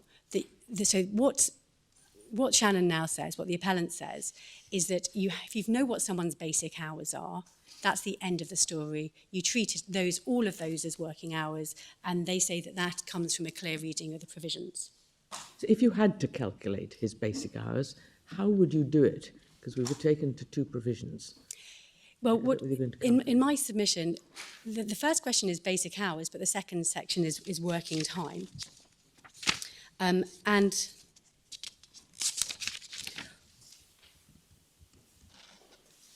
you would simply take off these hours because they would be designated to be non-working time at all. So it gets you to zero. It would, in this case, get you to zero or near zero. Yes, because on the very rare occasions when he has been woken up over the 20 years and his wife didn't help him. So the ultimate outcome would be what in relation to the national minimum wage? That he would only be paid if and insofar as he was actually working. Yes, which would, on this analysis, on your analysis, be zero. Zero. Be all but zero, be de minimis. And certainly less than the amount that he was paid on a weekly basis, 50 and then 90. There's no suggestion in this case that if one were to do that calculation, he wasn't paid enough. But the background to looking at these submissions is the reasons why we say they should be construed and the background to why they should be construed in a certain way. First, Mr. Reid referred to the clear recommendations of the LPC, the Low Pay Commission, as to the treatment of sleeping-in workers, which the government intended to follow. We've seen the report placed before Parliament saying that those were intended to be followed. That was at the same time as salaried workers were introduced, and there's no suggestion in those provisions that salaried workers should be exempted from the recommendation that the same report says should be followed in respect of sleep-in workers. We've seen the fact as well that regulations 15 and 16, 15 deals with time workers, 16 deals with salaried workers, they mirror each other. That both reflects and further demonstrates our submission that Parliament intended them to be dealt with in exactly the same way. But 16 is limited to work over and above the basic hours. Is that right? It is on its face. I'm not saying that our construction of these provisions is the only possible construction of these provisions. In our submission, looking at that background, understanding both the intention of Parliament that people in the position like Mr. Shannon should only be paid insofar as they're awake, etc., and the way in which they've been carried out, and also that it would lead to absurd results, that they should be construed in this way. And one of the absurd results is that if Mr. Shannon is right and he was paid an annual salary and his basic hours were 10 till 7, but instead of having weekly instalments of his pay, it was every other week. He's paid £100 for 2 weeks rather than £50 for 1 week. On the face of the provisions, he's no longer a salaried worker, he's a time worker, because there is no provision for 2 weekly payments. The difference in his case would be that a completely different treatment for the purposes of the national minimum wage, for which there's no indication that anyone intended at all. So in my submission, that would be an absurd and wholly surprising result that one should construe the provisions in order to avoid. Going then to Regulation 16, and this was one of the regulations that was amended, so we have two versions to look at. The 2015 regulations post-date Mr. Shannon's case entirely, so in my submission they're not strictly relevant to the matters at hand. But when one looks at Regulation 16, And it is worth, this is at MS 42, so the first volume of authorities, tab 2.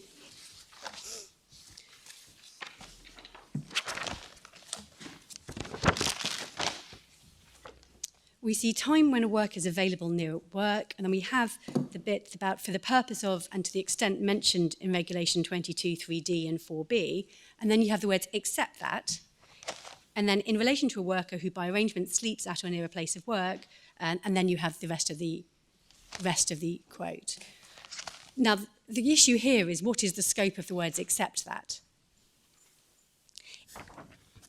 If the extent mentioned in Regulations 22(3)D and 4B carries through, then the appellant is correct, if it is only in those circumstances that one looks at it. But I say that if you look in relation to this, we see that there is a clear and separate provision that in relation to a worker who by arrangement sleeps at or near a place of work, they're only treated as working hours when the worker is awake for the purposes of sleeping. So you say that qualifies the basic hours as well? Absolutely, my lord. We get that also from the tail piece, don't we? When you look at 3D, sub-regulation 3D, it has the words, not just the words given to us, time required to be treated as working hours by Regulation 16, but the words to the extent that.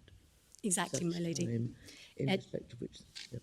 Yes, and that is in line in my submission with this legislative intent and the clear absurdity of the contrary result. That one reads these carefully, actually, they are entirely ambiguous as to those two things, or if not, it favours my interpretation. And so that elevates the rate per hour of work. So if you're only called upon very occasionally, Yes. Over the course of your year, Yes. The rate in respect of those calls will correspondingly be much higher than it Absolutely, otherwise once would you be. divided it out, once you conducted Yep. the sum. Absolutely, my lord. And a similar construction works for the amended regulations. That's at tab 3, MS 51.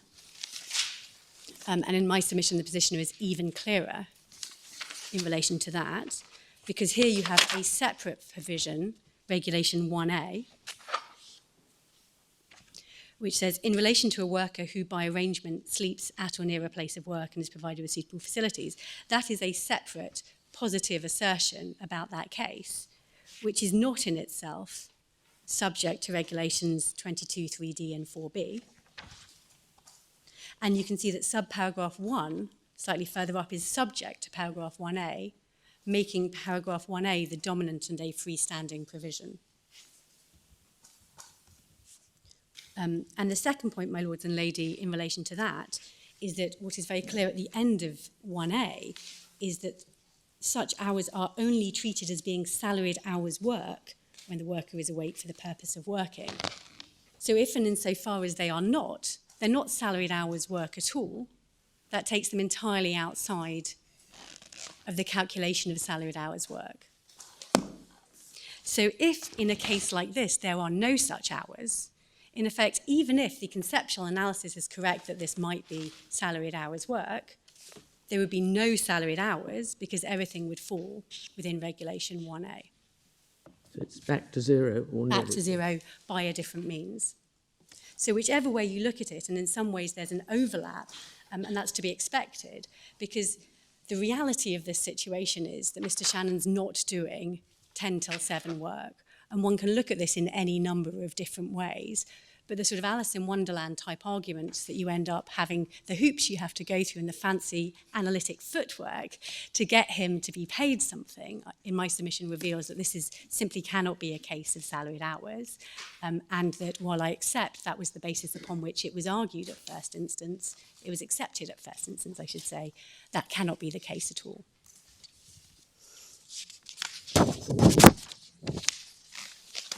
It does make a bit of a nonsense to look at Regulation 16 stripped of its context. Well, my lord, it depends which context it is to be stripped of in my submission. In my submission, the correct context is to look at the legislative intent, the LPC recommendations, and the effects. Yeah. And that is a clear possible reading of those provisions, and it should be interpreted in line with them. I think what I'm wrestling is whether or not the interpretation of the whole scheme in relation to salaried hours work is something that we have to address anyway. I'm sorry, my lord. Whether the whole scheme in relation to salaried hours work is something we have to address anyway. Well, if in that, so far as that is the case, I accept that in a normal case where someone is being paid to do a particular number of basic hours, you simply do the calculation as provided for. And it's only in a case where you go beyond those hours that you look at Regulation 16 as contended for. But that is not the case that we have here, when we have no such hours. And when you look at the interpretation provisions, this is where you end up. If we were going to look into this in a broader way, we might want to be assured that there's nothing in all these LPC reports which we should be aware of. I mean, is there anything in these reports which suggests that there's this distinction between salaried work and time work? So, my lord, we have done our best to look at these sorts of things, and on the basis of our researches to date, have not found anything that sheds any further light on that. Okay, thank you. Thank you very much indeed. I think that you've done. The only thing before I sit down, I should just note that, of course, Mr. Shannon was a home worker, as well as he was somebody who was available to work at home. That's not something that's been specifically addressed. I would just refer to paragraph 69 and 70 of our written submissions. That's at MS 637 and 8. Yes, thank you very much. Mr. Parkin? My lord's my lady, I don't propose to pass. Well, once again, the court is very grateful to Ms. Stone and Mr. Parkin for their services in this very difficult case. Now, Mr. Glynn. My lords, my lady, what is work for the purposes of the national minimum wage is the question essentially before the court, and the respondents rely upon the recommendations of the Low Pay Commission to be found in Appendix Part A of the Tomlinson-Blake appeal, Appendix Part 2A at MS 832, page 282. So we're in the Tomlinson-Blake Appendix Part 2A, page 282, MS 832.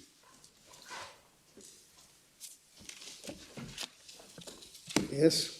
You have my submissions that the regulations are clear, we say, on salaried hours work, and that therefore they should trump anything in respect to the Low Pay Commission.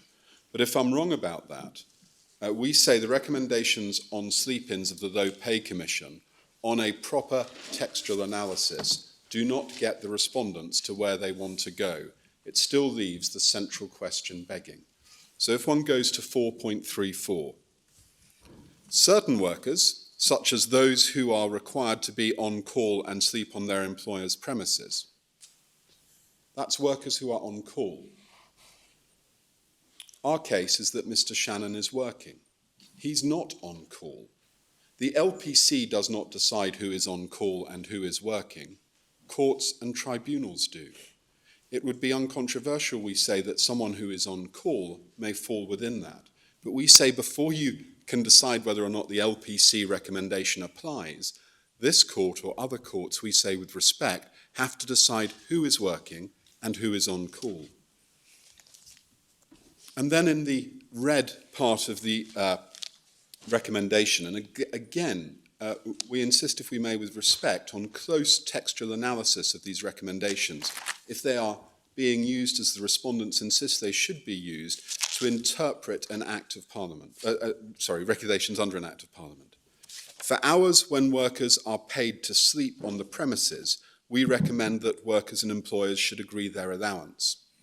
My lords, if you paid me to sleep on your premises, so be it. But it's not Mr. Shannon's case that he was paid to sleep. Mr. Shannon was paid to be present, he was paid to respond, he was under a regulatory duty. Before you decide whether or not Mr. Shannon falls within the on-call exception, before you decide whether Mr. Shannon falls within the paid to sleep exception, you have, I say with respect, to decide whether or not he is working. The Low Pay Commission is not the body which decides who is paid to sleep and who is paid to work. Tribunals and courts are. That is their function and not the function of the Low Pay Commission.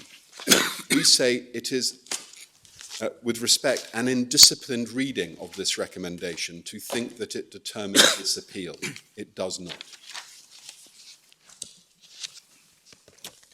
My Lords, can I then ask you please to pick up the core volume of the Shannon appeal and go to the Appendix Part 1, MS 723. The core volume of the Shannon appeal, MS 723, Appendix Part 1.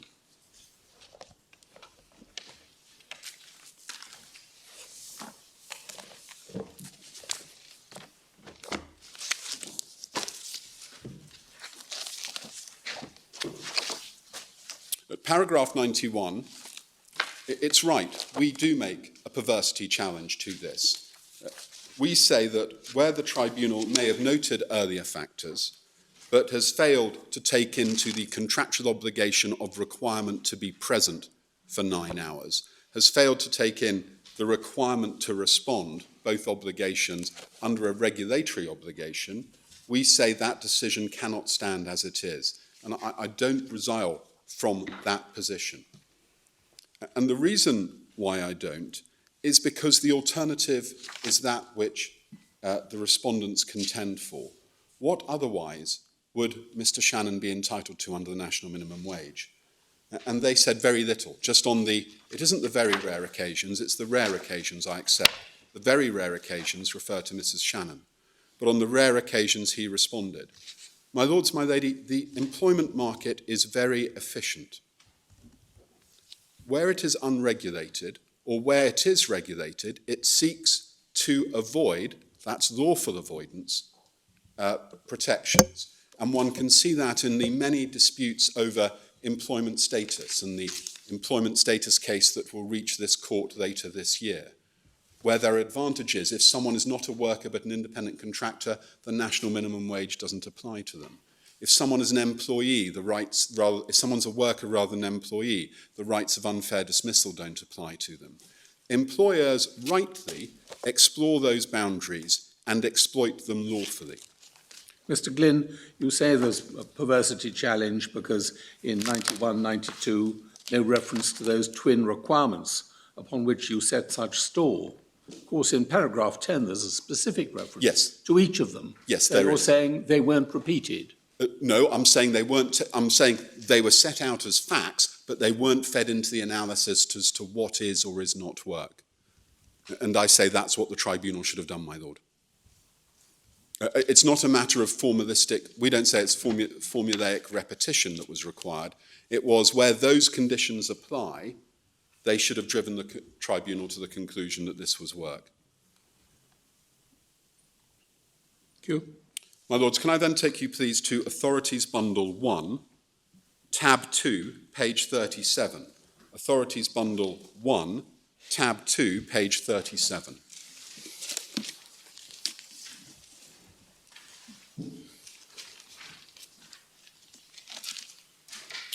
My learned friend took you to the report where the government said salaried hours work was considered as a method of evening out pay of those who were term-time workers. And she said that's how you should interpret the non-working hours part of the salaried hours work. Well, if you look at Regulation 424, paragraph 2A, you can see in the underneath 1 and 2, regardless of the number of hours in respect of which the worker is entitled to the annual salary, that are actually worked by him, if any, in any particular week or month. And you can see those lines are particularly directed, aren't they, to the term-time worker, who may go over the salaried hours and then fall under it. Those are the words because they are directed to actually worked by him in any particular, in any particular month or week. But, as I was at pains to take you through when I began my submissions, there's also paragraph 3A. The submission that salaried hours work was to address term-time workers is addressed by Regulation 4, paragraph 2. But 3A is a self-standing provision that isn't directed to term-time workers or people who work in that way. It is more than that. And this court, we say, has to give meaning to each part of the regulations. I can readily accept that the words in paragraph 2 are directed towards that recommendation, but 3A are wider than that. They apply to all salaried hours. In respect of accommodation, I've made my submissions, and if you go to the paper I handed up just for your note, Regulation 36(1)A contained regulations 20 to 27, including the salaried hours exception. And all that happens is accommodation given to someone for free is added to their pay. So their pay is taken under Regulation 14, not to be £50, but 50 plus 19.95, so 69.95. It's still pay. And then finally, in this respect, if I can invite you, please, to turn to page 43. Sorry, how do you deal with 42C? Or are you coming to that? Well, it's treated as a payment. Under Regulations 31 to 37, the provision of accommodation is treated as a payment by Regulation 36. It's a payment other than his annual salary. No, it's treated as part of the salary that goes into the calculation at Regulation 14. Sorry, where do you get that from? We start at Regulation 14. You treat as a living. One has to go to this part of the to the papers I handed up at Regulation 30, my lord. Yes. The total of one starts at Regulation 30. The total of remuneration and the pay reference period shall be added together. So pay is added together, and it includes D, where the employer has provided the worker with living accommodation. One then goes forward to Regulation 36,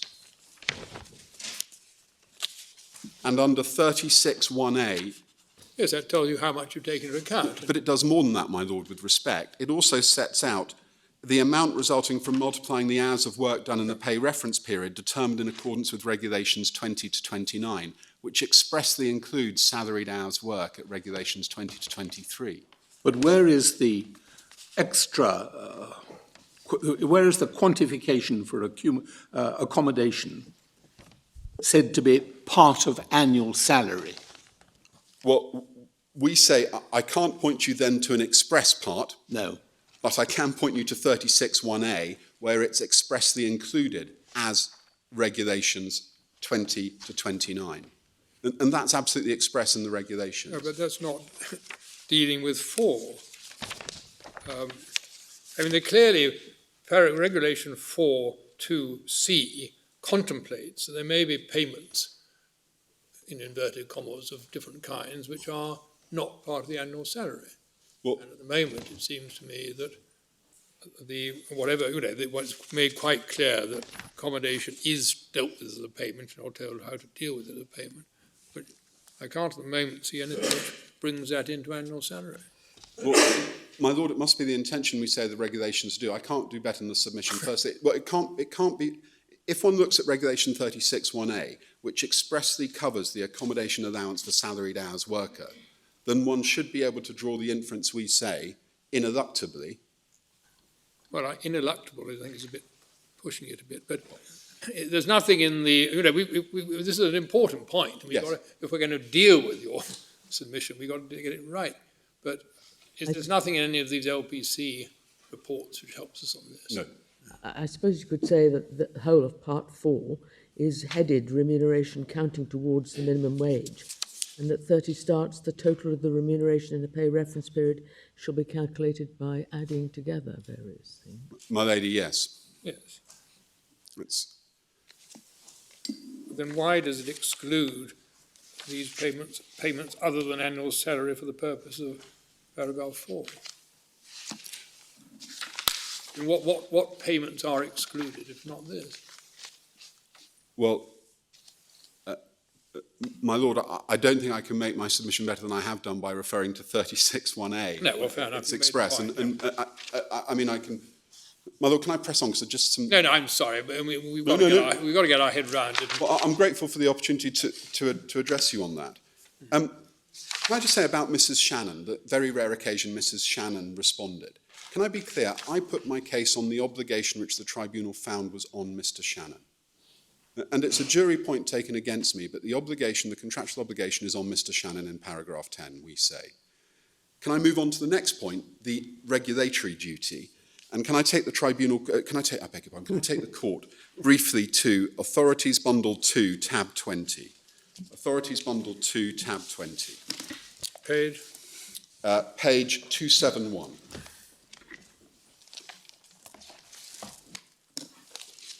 And paragraph 28.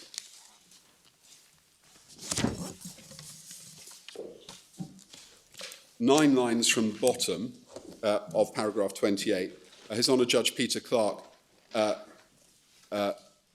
said, as the ET made clear at paragraph 8, its obligation was to ensure that appropriate staffing levels were in place.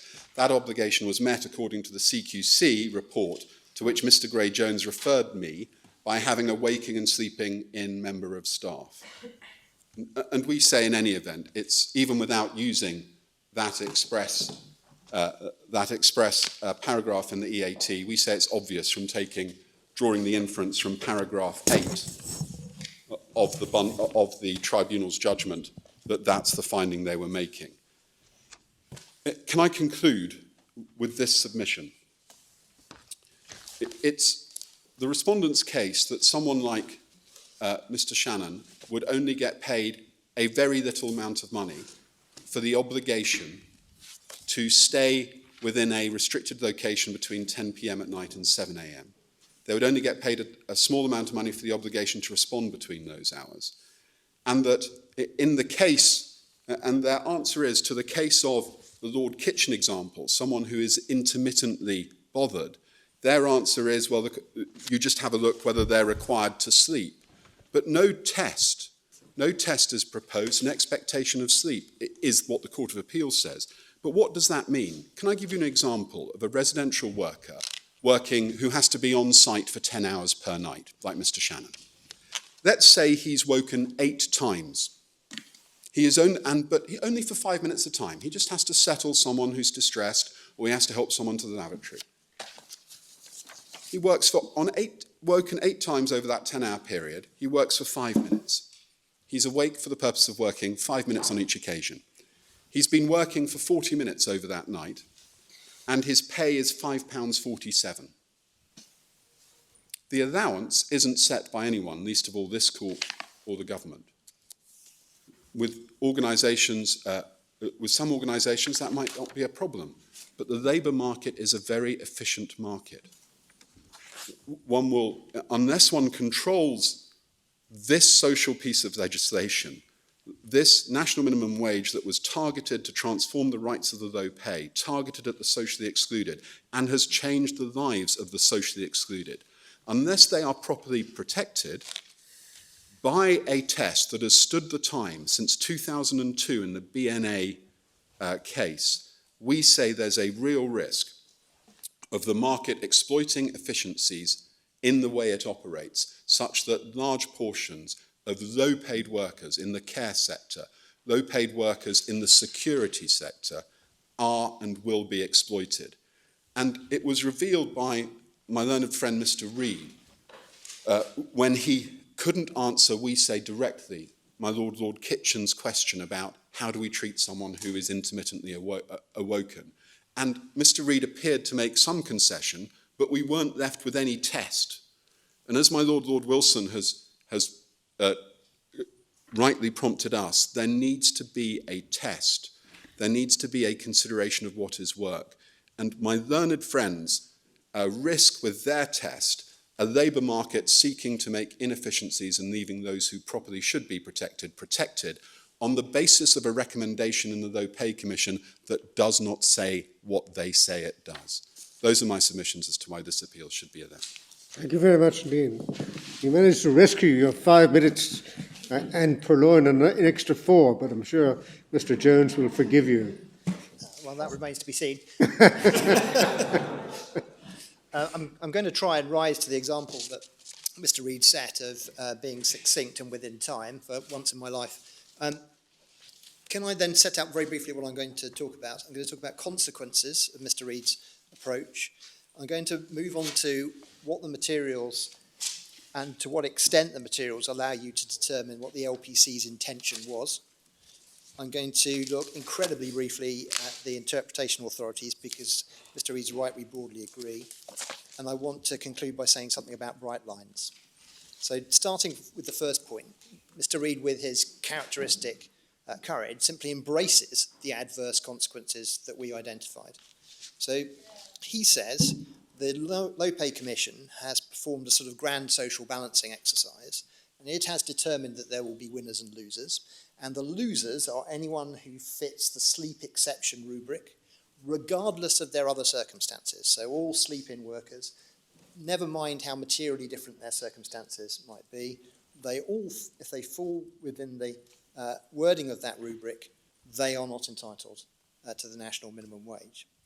We pointed out that it's not just a question of the difficulty that puts someone like our client in, who has to leave her family overnight, spend a period with principal responsibility for care and social welfare work, discharge the contractual obligations of Mencap, and thereby allow the local authority to discharge its statutory responsibilities, all for £29.05. There are worse circumstances out there which will arise from your adopting Mr. Reed's approach. And let me just immediately identify two of them.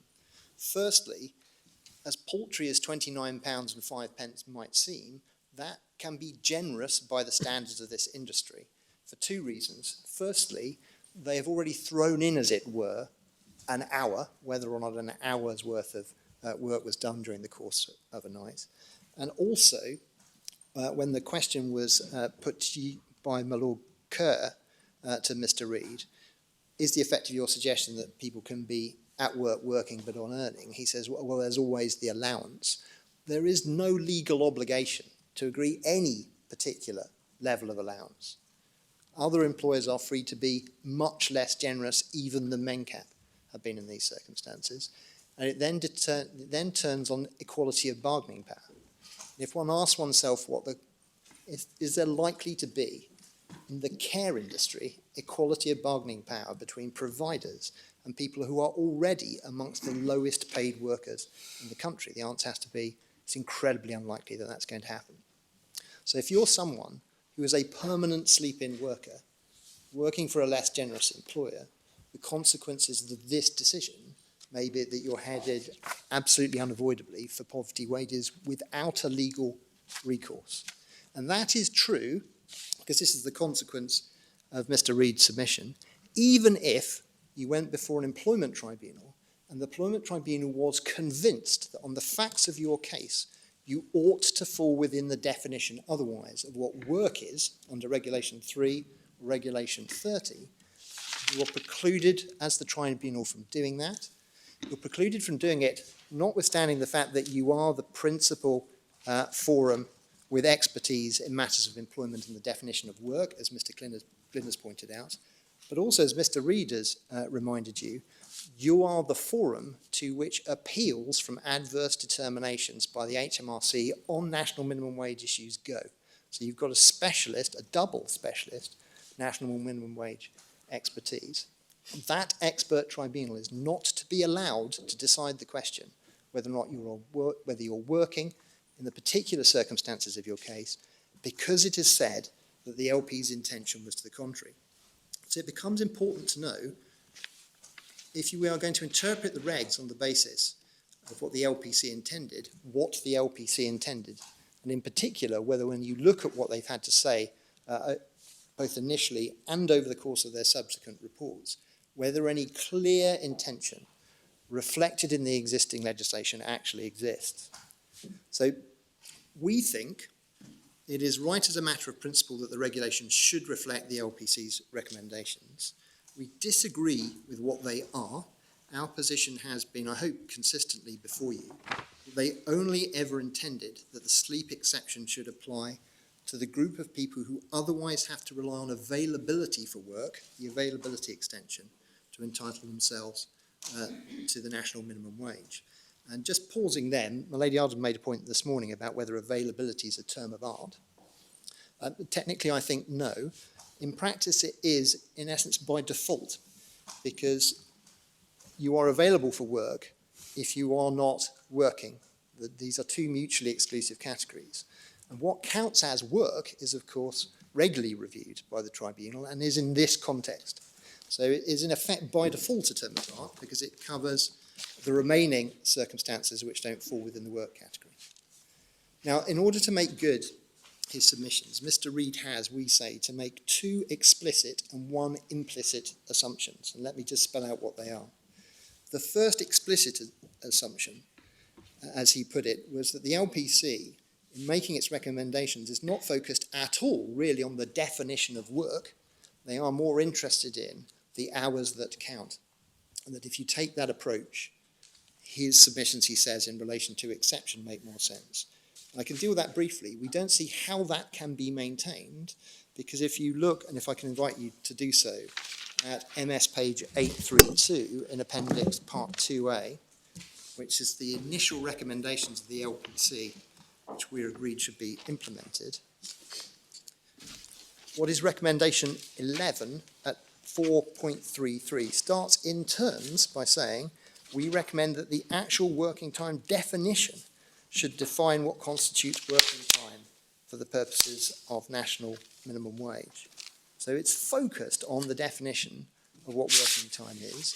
There's an extension to it to cover availability and an exception from it for the sleep exception.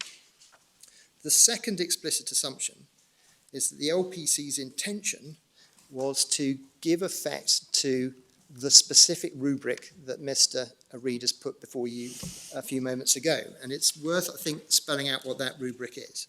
So he says, deriving from a series of regulations which have been through some pretty violent shaking up over the course of its journey from 1999 through to 2015, these are the elements you look at. It's not, despite all the discussion about whether you can have a listening ear whilst you're asleep, are you asleep? It's not that bright a line or that simple.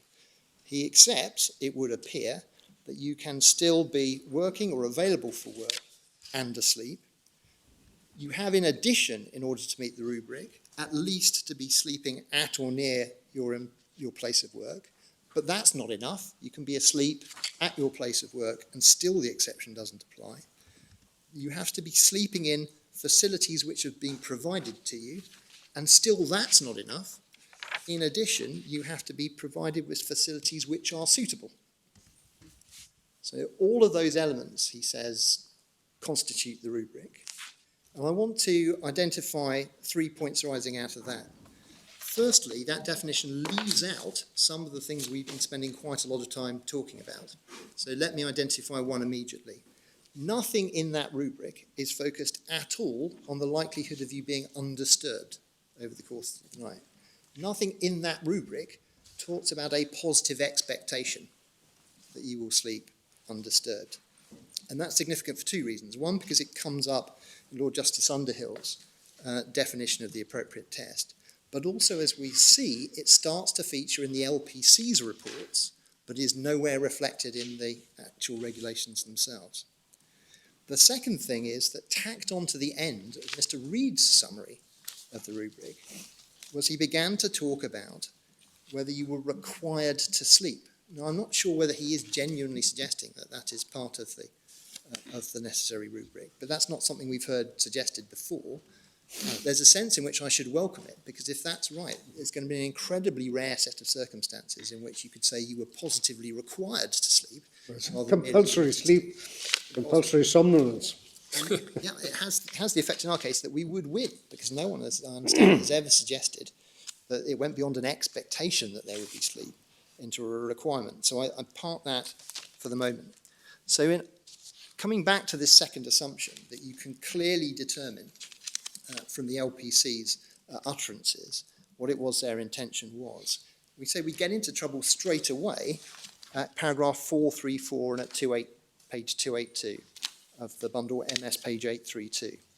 So the specific sleep exception recommendation, all we have is this paragraph, so far as their recommendation is concerned. They say for hours when workers are paid to sleep on the premises, we recommend that workers and employers should agree their allowance. Now, no one in this case has suggested that the test is, are you paid to sleep? But if it is, as Mr. Glynn points out, we have a finding of fact in our case, and indeed in his case, that this isn't a case where someone is paid to sleep. So what you are paid to do is, in our case, attend, exercise your expertise, take on the responsibilities of care. But it's not even what the LPC says in the same paragraph.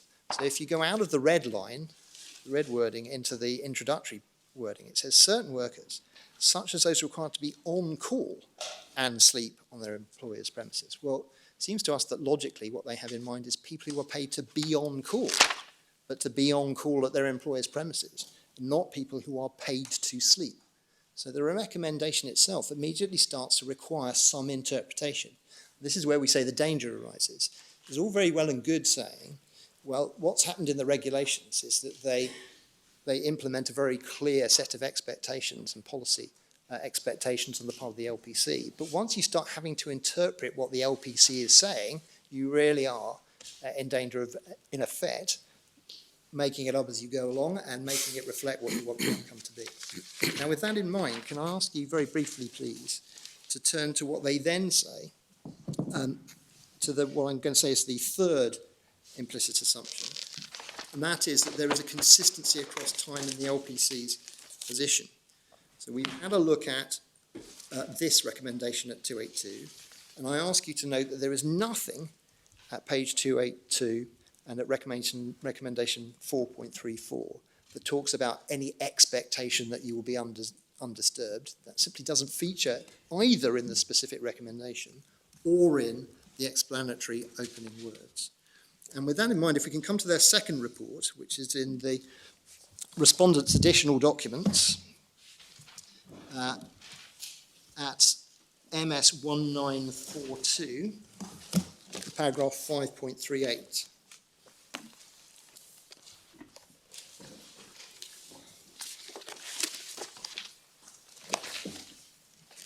Which paragraph again, please? It's 5.38, if I've got the reference right. In fact, that starts at 1941, sorry. So that's where they are dealing with what has been revealed to them by the TUC in terms of the exploitation that had already begun to arise by the end of the first year of implementation of the regulations, cut in the pay paid to people working sleepover shifts. And we come at 5.41 to the recommendation. They say, we recommend the government should produce specific guidance to emphasise the difference between sleepovers, where the assumption must be that the worker would not normally be wakened, and allowance is usual practice, and on-call and standby arrangements, where the worker is required to be at the workplace outside of normal working hours with the expectation that he or she will be required to work, for which the national minimum wage is payable. Now, the first thing is that's contrasting two different arrangements, both of which seem to be subsets of sleepovers. And the reason why I say that is because it's aimed at abuse of the sleepover practice. You'll see those are the words that come in immediately before the bold words. So at this point, the LPC seems to be saying sleepover practice is being abused. We need to distinguish between different kinds of sleepover. And in one, we have a sleepover where the assumption is you will not normally be wakened. That's never previously featured. It certainly isn't anywhere, as I've already observed in the wordings of the regulation. It's then contrasted with circumstances in which the national minimum wage is payable, where they start talking about you being on call.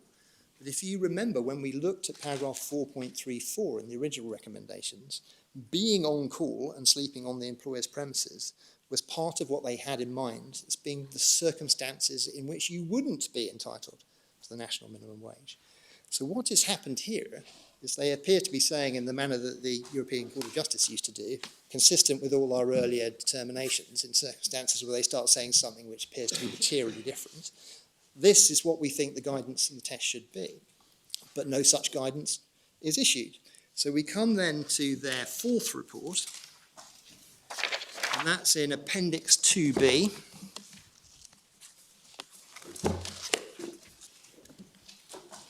And we're looking at MS 1214, or page 664.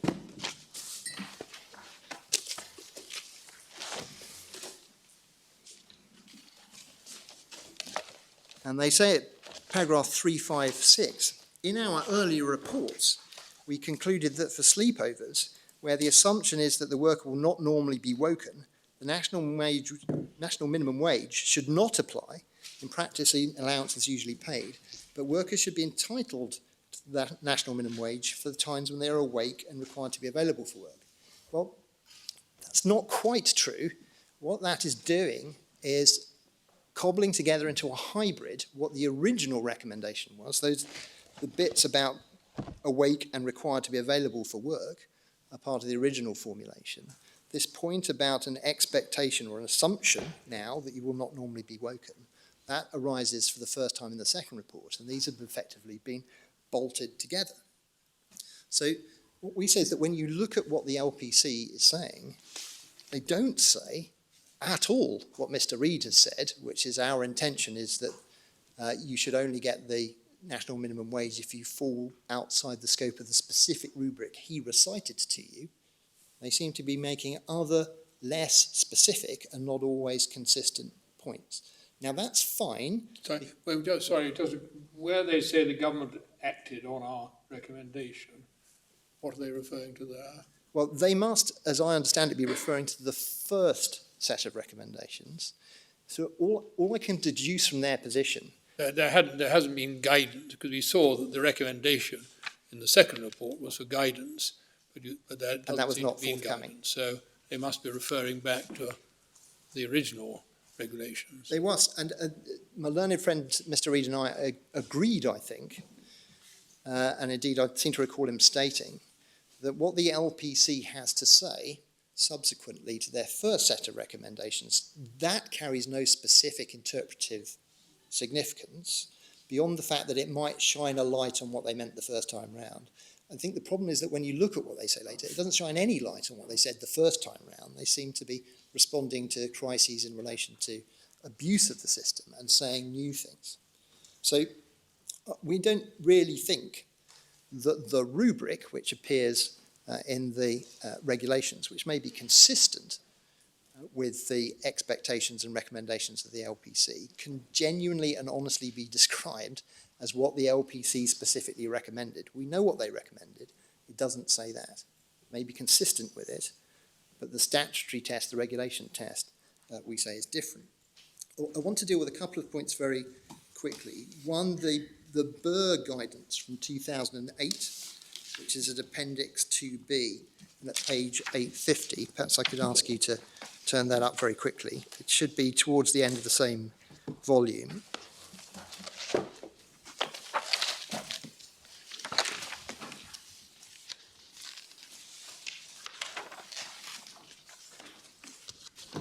Yes. And you may recall that what was said is, well, look, at this stage of guidance, albeit that guidance comes later in different terms, they seem to have very much in mind that in a Tomlinson-Blake, if I can call it that way, style situation, the national minimum wage wouldn't be payable.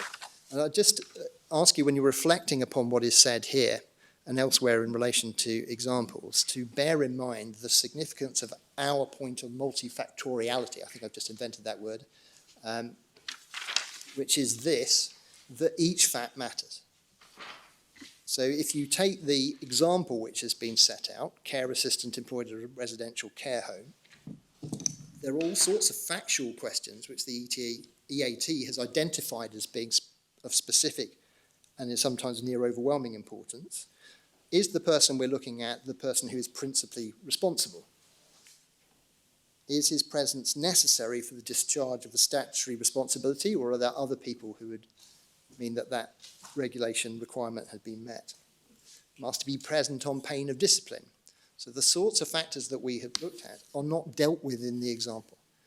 Maybe they are there, maybe they are not. We don't know. I mean, you wouldn't expect it to be that specific, but it becomes more specific when we look at the later guidance, because at that point the government has the benefit of the EAT having identified what specific factual matters might make a material difference from one case to another. Yeah. So just concluding here, can I come to the 2014 evidence and the 2015 guidance and the significance for the regulations? I neither want to in substance nor put myself in a position of being reasonably accused of trying to run a point that we haven't previously identified. I'm not saying that those things represent, as it were, some change in thinking on what the substance of the rules should be, such that you have to look at the 2015 regulations as being, as it were, a new set of regulations, substantively different. It's not really an interpretation point, but I take what I hope is a relatively straightforward point, which is this.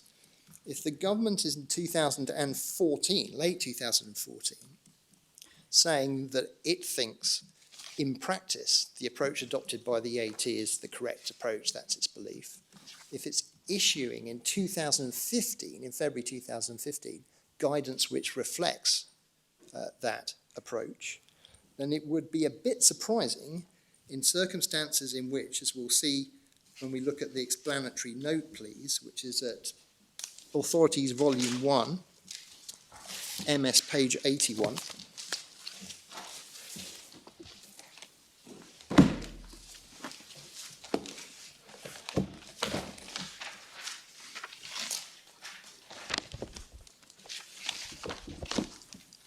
And in particular,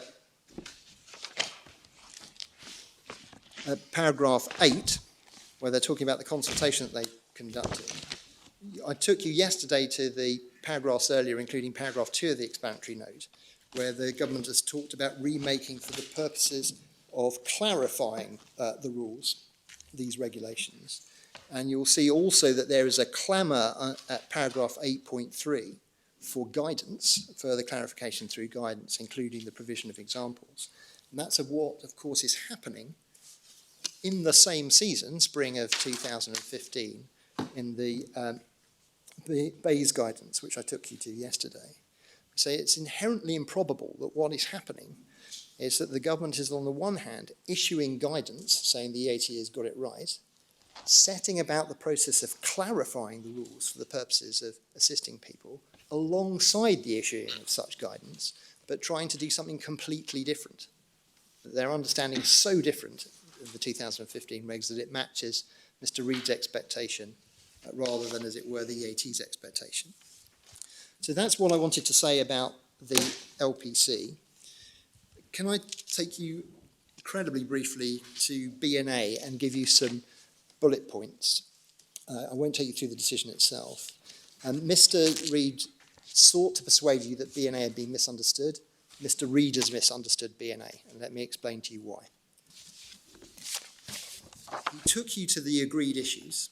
The agreed issues in relation to the home exception was whether, in accordance with Regulation 15.1, which is the extension provision in the 1999 regs, whether they were working in circumstances where they were awaiting calls. And the argument which was run is that they can't be because the home exception in Regulation 15.1 will be engaged. So they're at home working. And if I can ask you to have a look at 15.1, which is at tab 2 of the authorities bundle, and at MS page 41, you'll see it's there in the first 2 lines. In addition to time when a worker is working, time work includes time when a worker is available at or near a place of work. So when the parties in B&A are saying, does this, Regulation 15.1, cover what you're doing in between calls, they appear to be starting from a position that you're merely available to work and not actually working. But notice it says, at or near a place of work other than his home. So the B&A nurses were all at home. So on the face of it, if Regulation 15.1 was the appropriate approach, they'd all lose. If they were only dealing with the question of availability and they were at home, that was the end of it. And they escaped that fate, if I give you the bullet point, at paragraph 17 of the Court of Appeal's decision, because they say that's the wrong way of looking at it. What actually happens here is 15.1 is irrelevant, it's never engaged, because what they're actually doing is working. But the same logic applies inevitably to the sleeping exception. That's the difficulty, and that's why the Court of Appeal in this case thought it was authority for the proposition that you could sleep and still be working. And let me put it rhetorically in this way. what has Mr. Reid said to you that could persuade you, or has indeed even sought to persuade you, that the home exception and the sleep exceptions would have to be approached differently? So that the sleep exception would qualify both availability cases and actual work cases, which is his case, but the home exception would only qualify availability cases. Because unless he draws that distinction, he has to say B&A itself is wrong. And as far as I can tell, he's not saying that. So that leaves him with, we say, an inescapable inconsistency.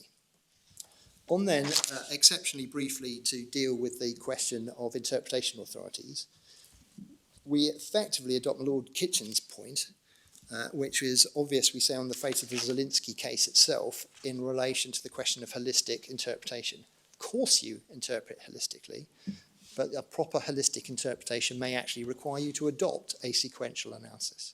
And that's actually what happens in the Zielinski case itself. Very similar argument to the one run here, that a breadth of interpretation in relation to one requirement for taking advantage of zero rating, VAT, had to be read across into another provision, and the Court of Appeal says you can't do that. Holistic though we are, these are distinct issues, and the same point arises in relation to specific and general measures. The problem here isn't that there's a specific measure in relation to an exception, which takes away a general measure applying across work. Work and availability are distinct. There is no legislation of any kind, we say, dealing with a sleep exception in the context of work, which with a deep breath takes me to the final point, which is bright lines. So Mr. Reid says there's a bright line. Mr. Glynn says there's a bright line. That leaves us, as it were, as the ugly child. And you'll have seen me yesterday desperately trying to get as close to a bright line as we can. So let me clarify the position in relation to that. Firstly, I stand as close to Mr. Glynn as I dare. So I agree that if there is things get brighter, as it were, at his end of the spectrum than they are at Mr. Reid's end of the spectrum. But I did want to make this point, which is you have in front of you a row of specialist employment lawyers, some of us now very long in the tooth. Our not terribly well concealed embarrassment in our specialist area is if you ask us the most fundamental question, who's an employee, we all start writhing and staring at our shoes and talking in terms of probabilities. That literally the most simple theory issue is one which is decided on a multifactorial analysis. The tribunal are great at doing that kind of thing and dealing with that kind of thing. And that's important for two reasons. We think a bright line test may be seductive but dangerous, and here's why. Firstly, because the other thing that experienced employment lawyers will tell you is there appears to be no limit to the imagination that employers and those they engage have in getting themselves into completely unpredictable sets of circumstances. And one of the reasons why they do that is, as Mr. Glynn made the point, it's an efficient market. So you will know in this court that if what you say to employers is, look, here's a really bright line on worker status. It's got to be personal service. Hey presto, every contract across the country suddenly includes a substitution clause. And then they all come back and say to you, how important is this substitution clause? Does it have to be genuine, etc.?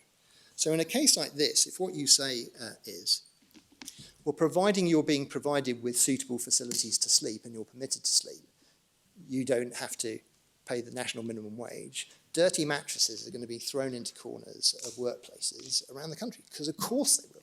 If there is a clear path out of having to pay the national minimum wage, people like us will earn money devising schemes for employers to take advantage of it. So there's a danger inherent in too bright a line, and the tribunals exist to prevent employers taking advantage of that kind of rate. So what I'd ask you to do is to give them the help and the respect of accepting that as close to being absolutely certain as we can get is still not absolutely certain, and in practice it shouldn't be. And unless I can help you further, those are my Very much indeed. We're very grateful to Council for what I think I can say is the excellence universally with which the oral presentations were made, and of course we have to acknowledge the help that they were given by others who didn't speak. It's a very interesting, very difficult case, and we'll take it away and try to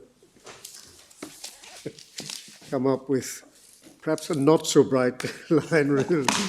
Thank you very much. The court is now adjourned.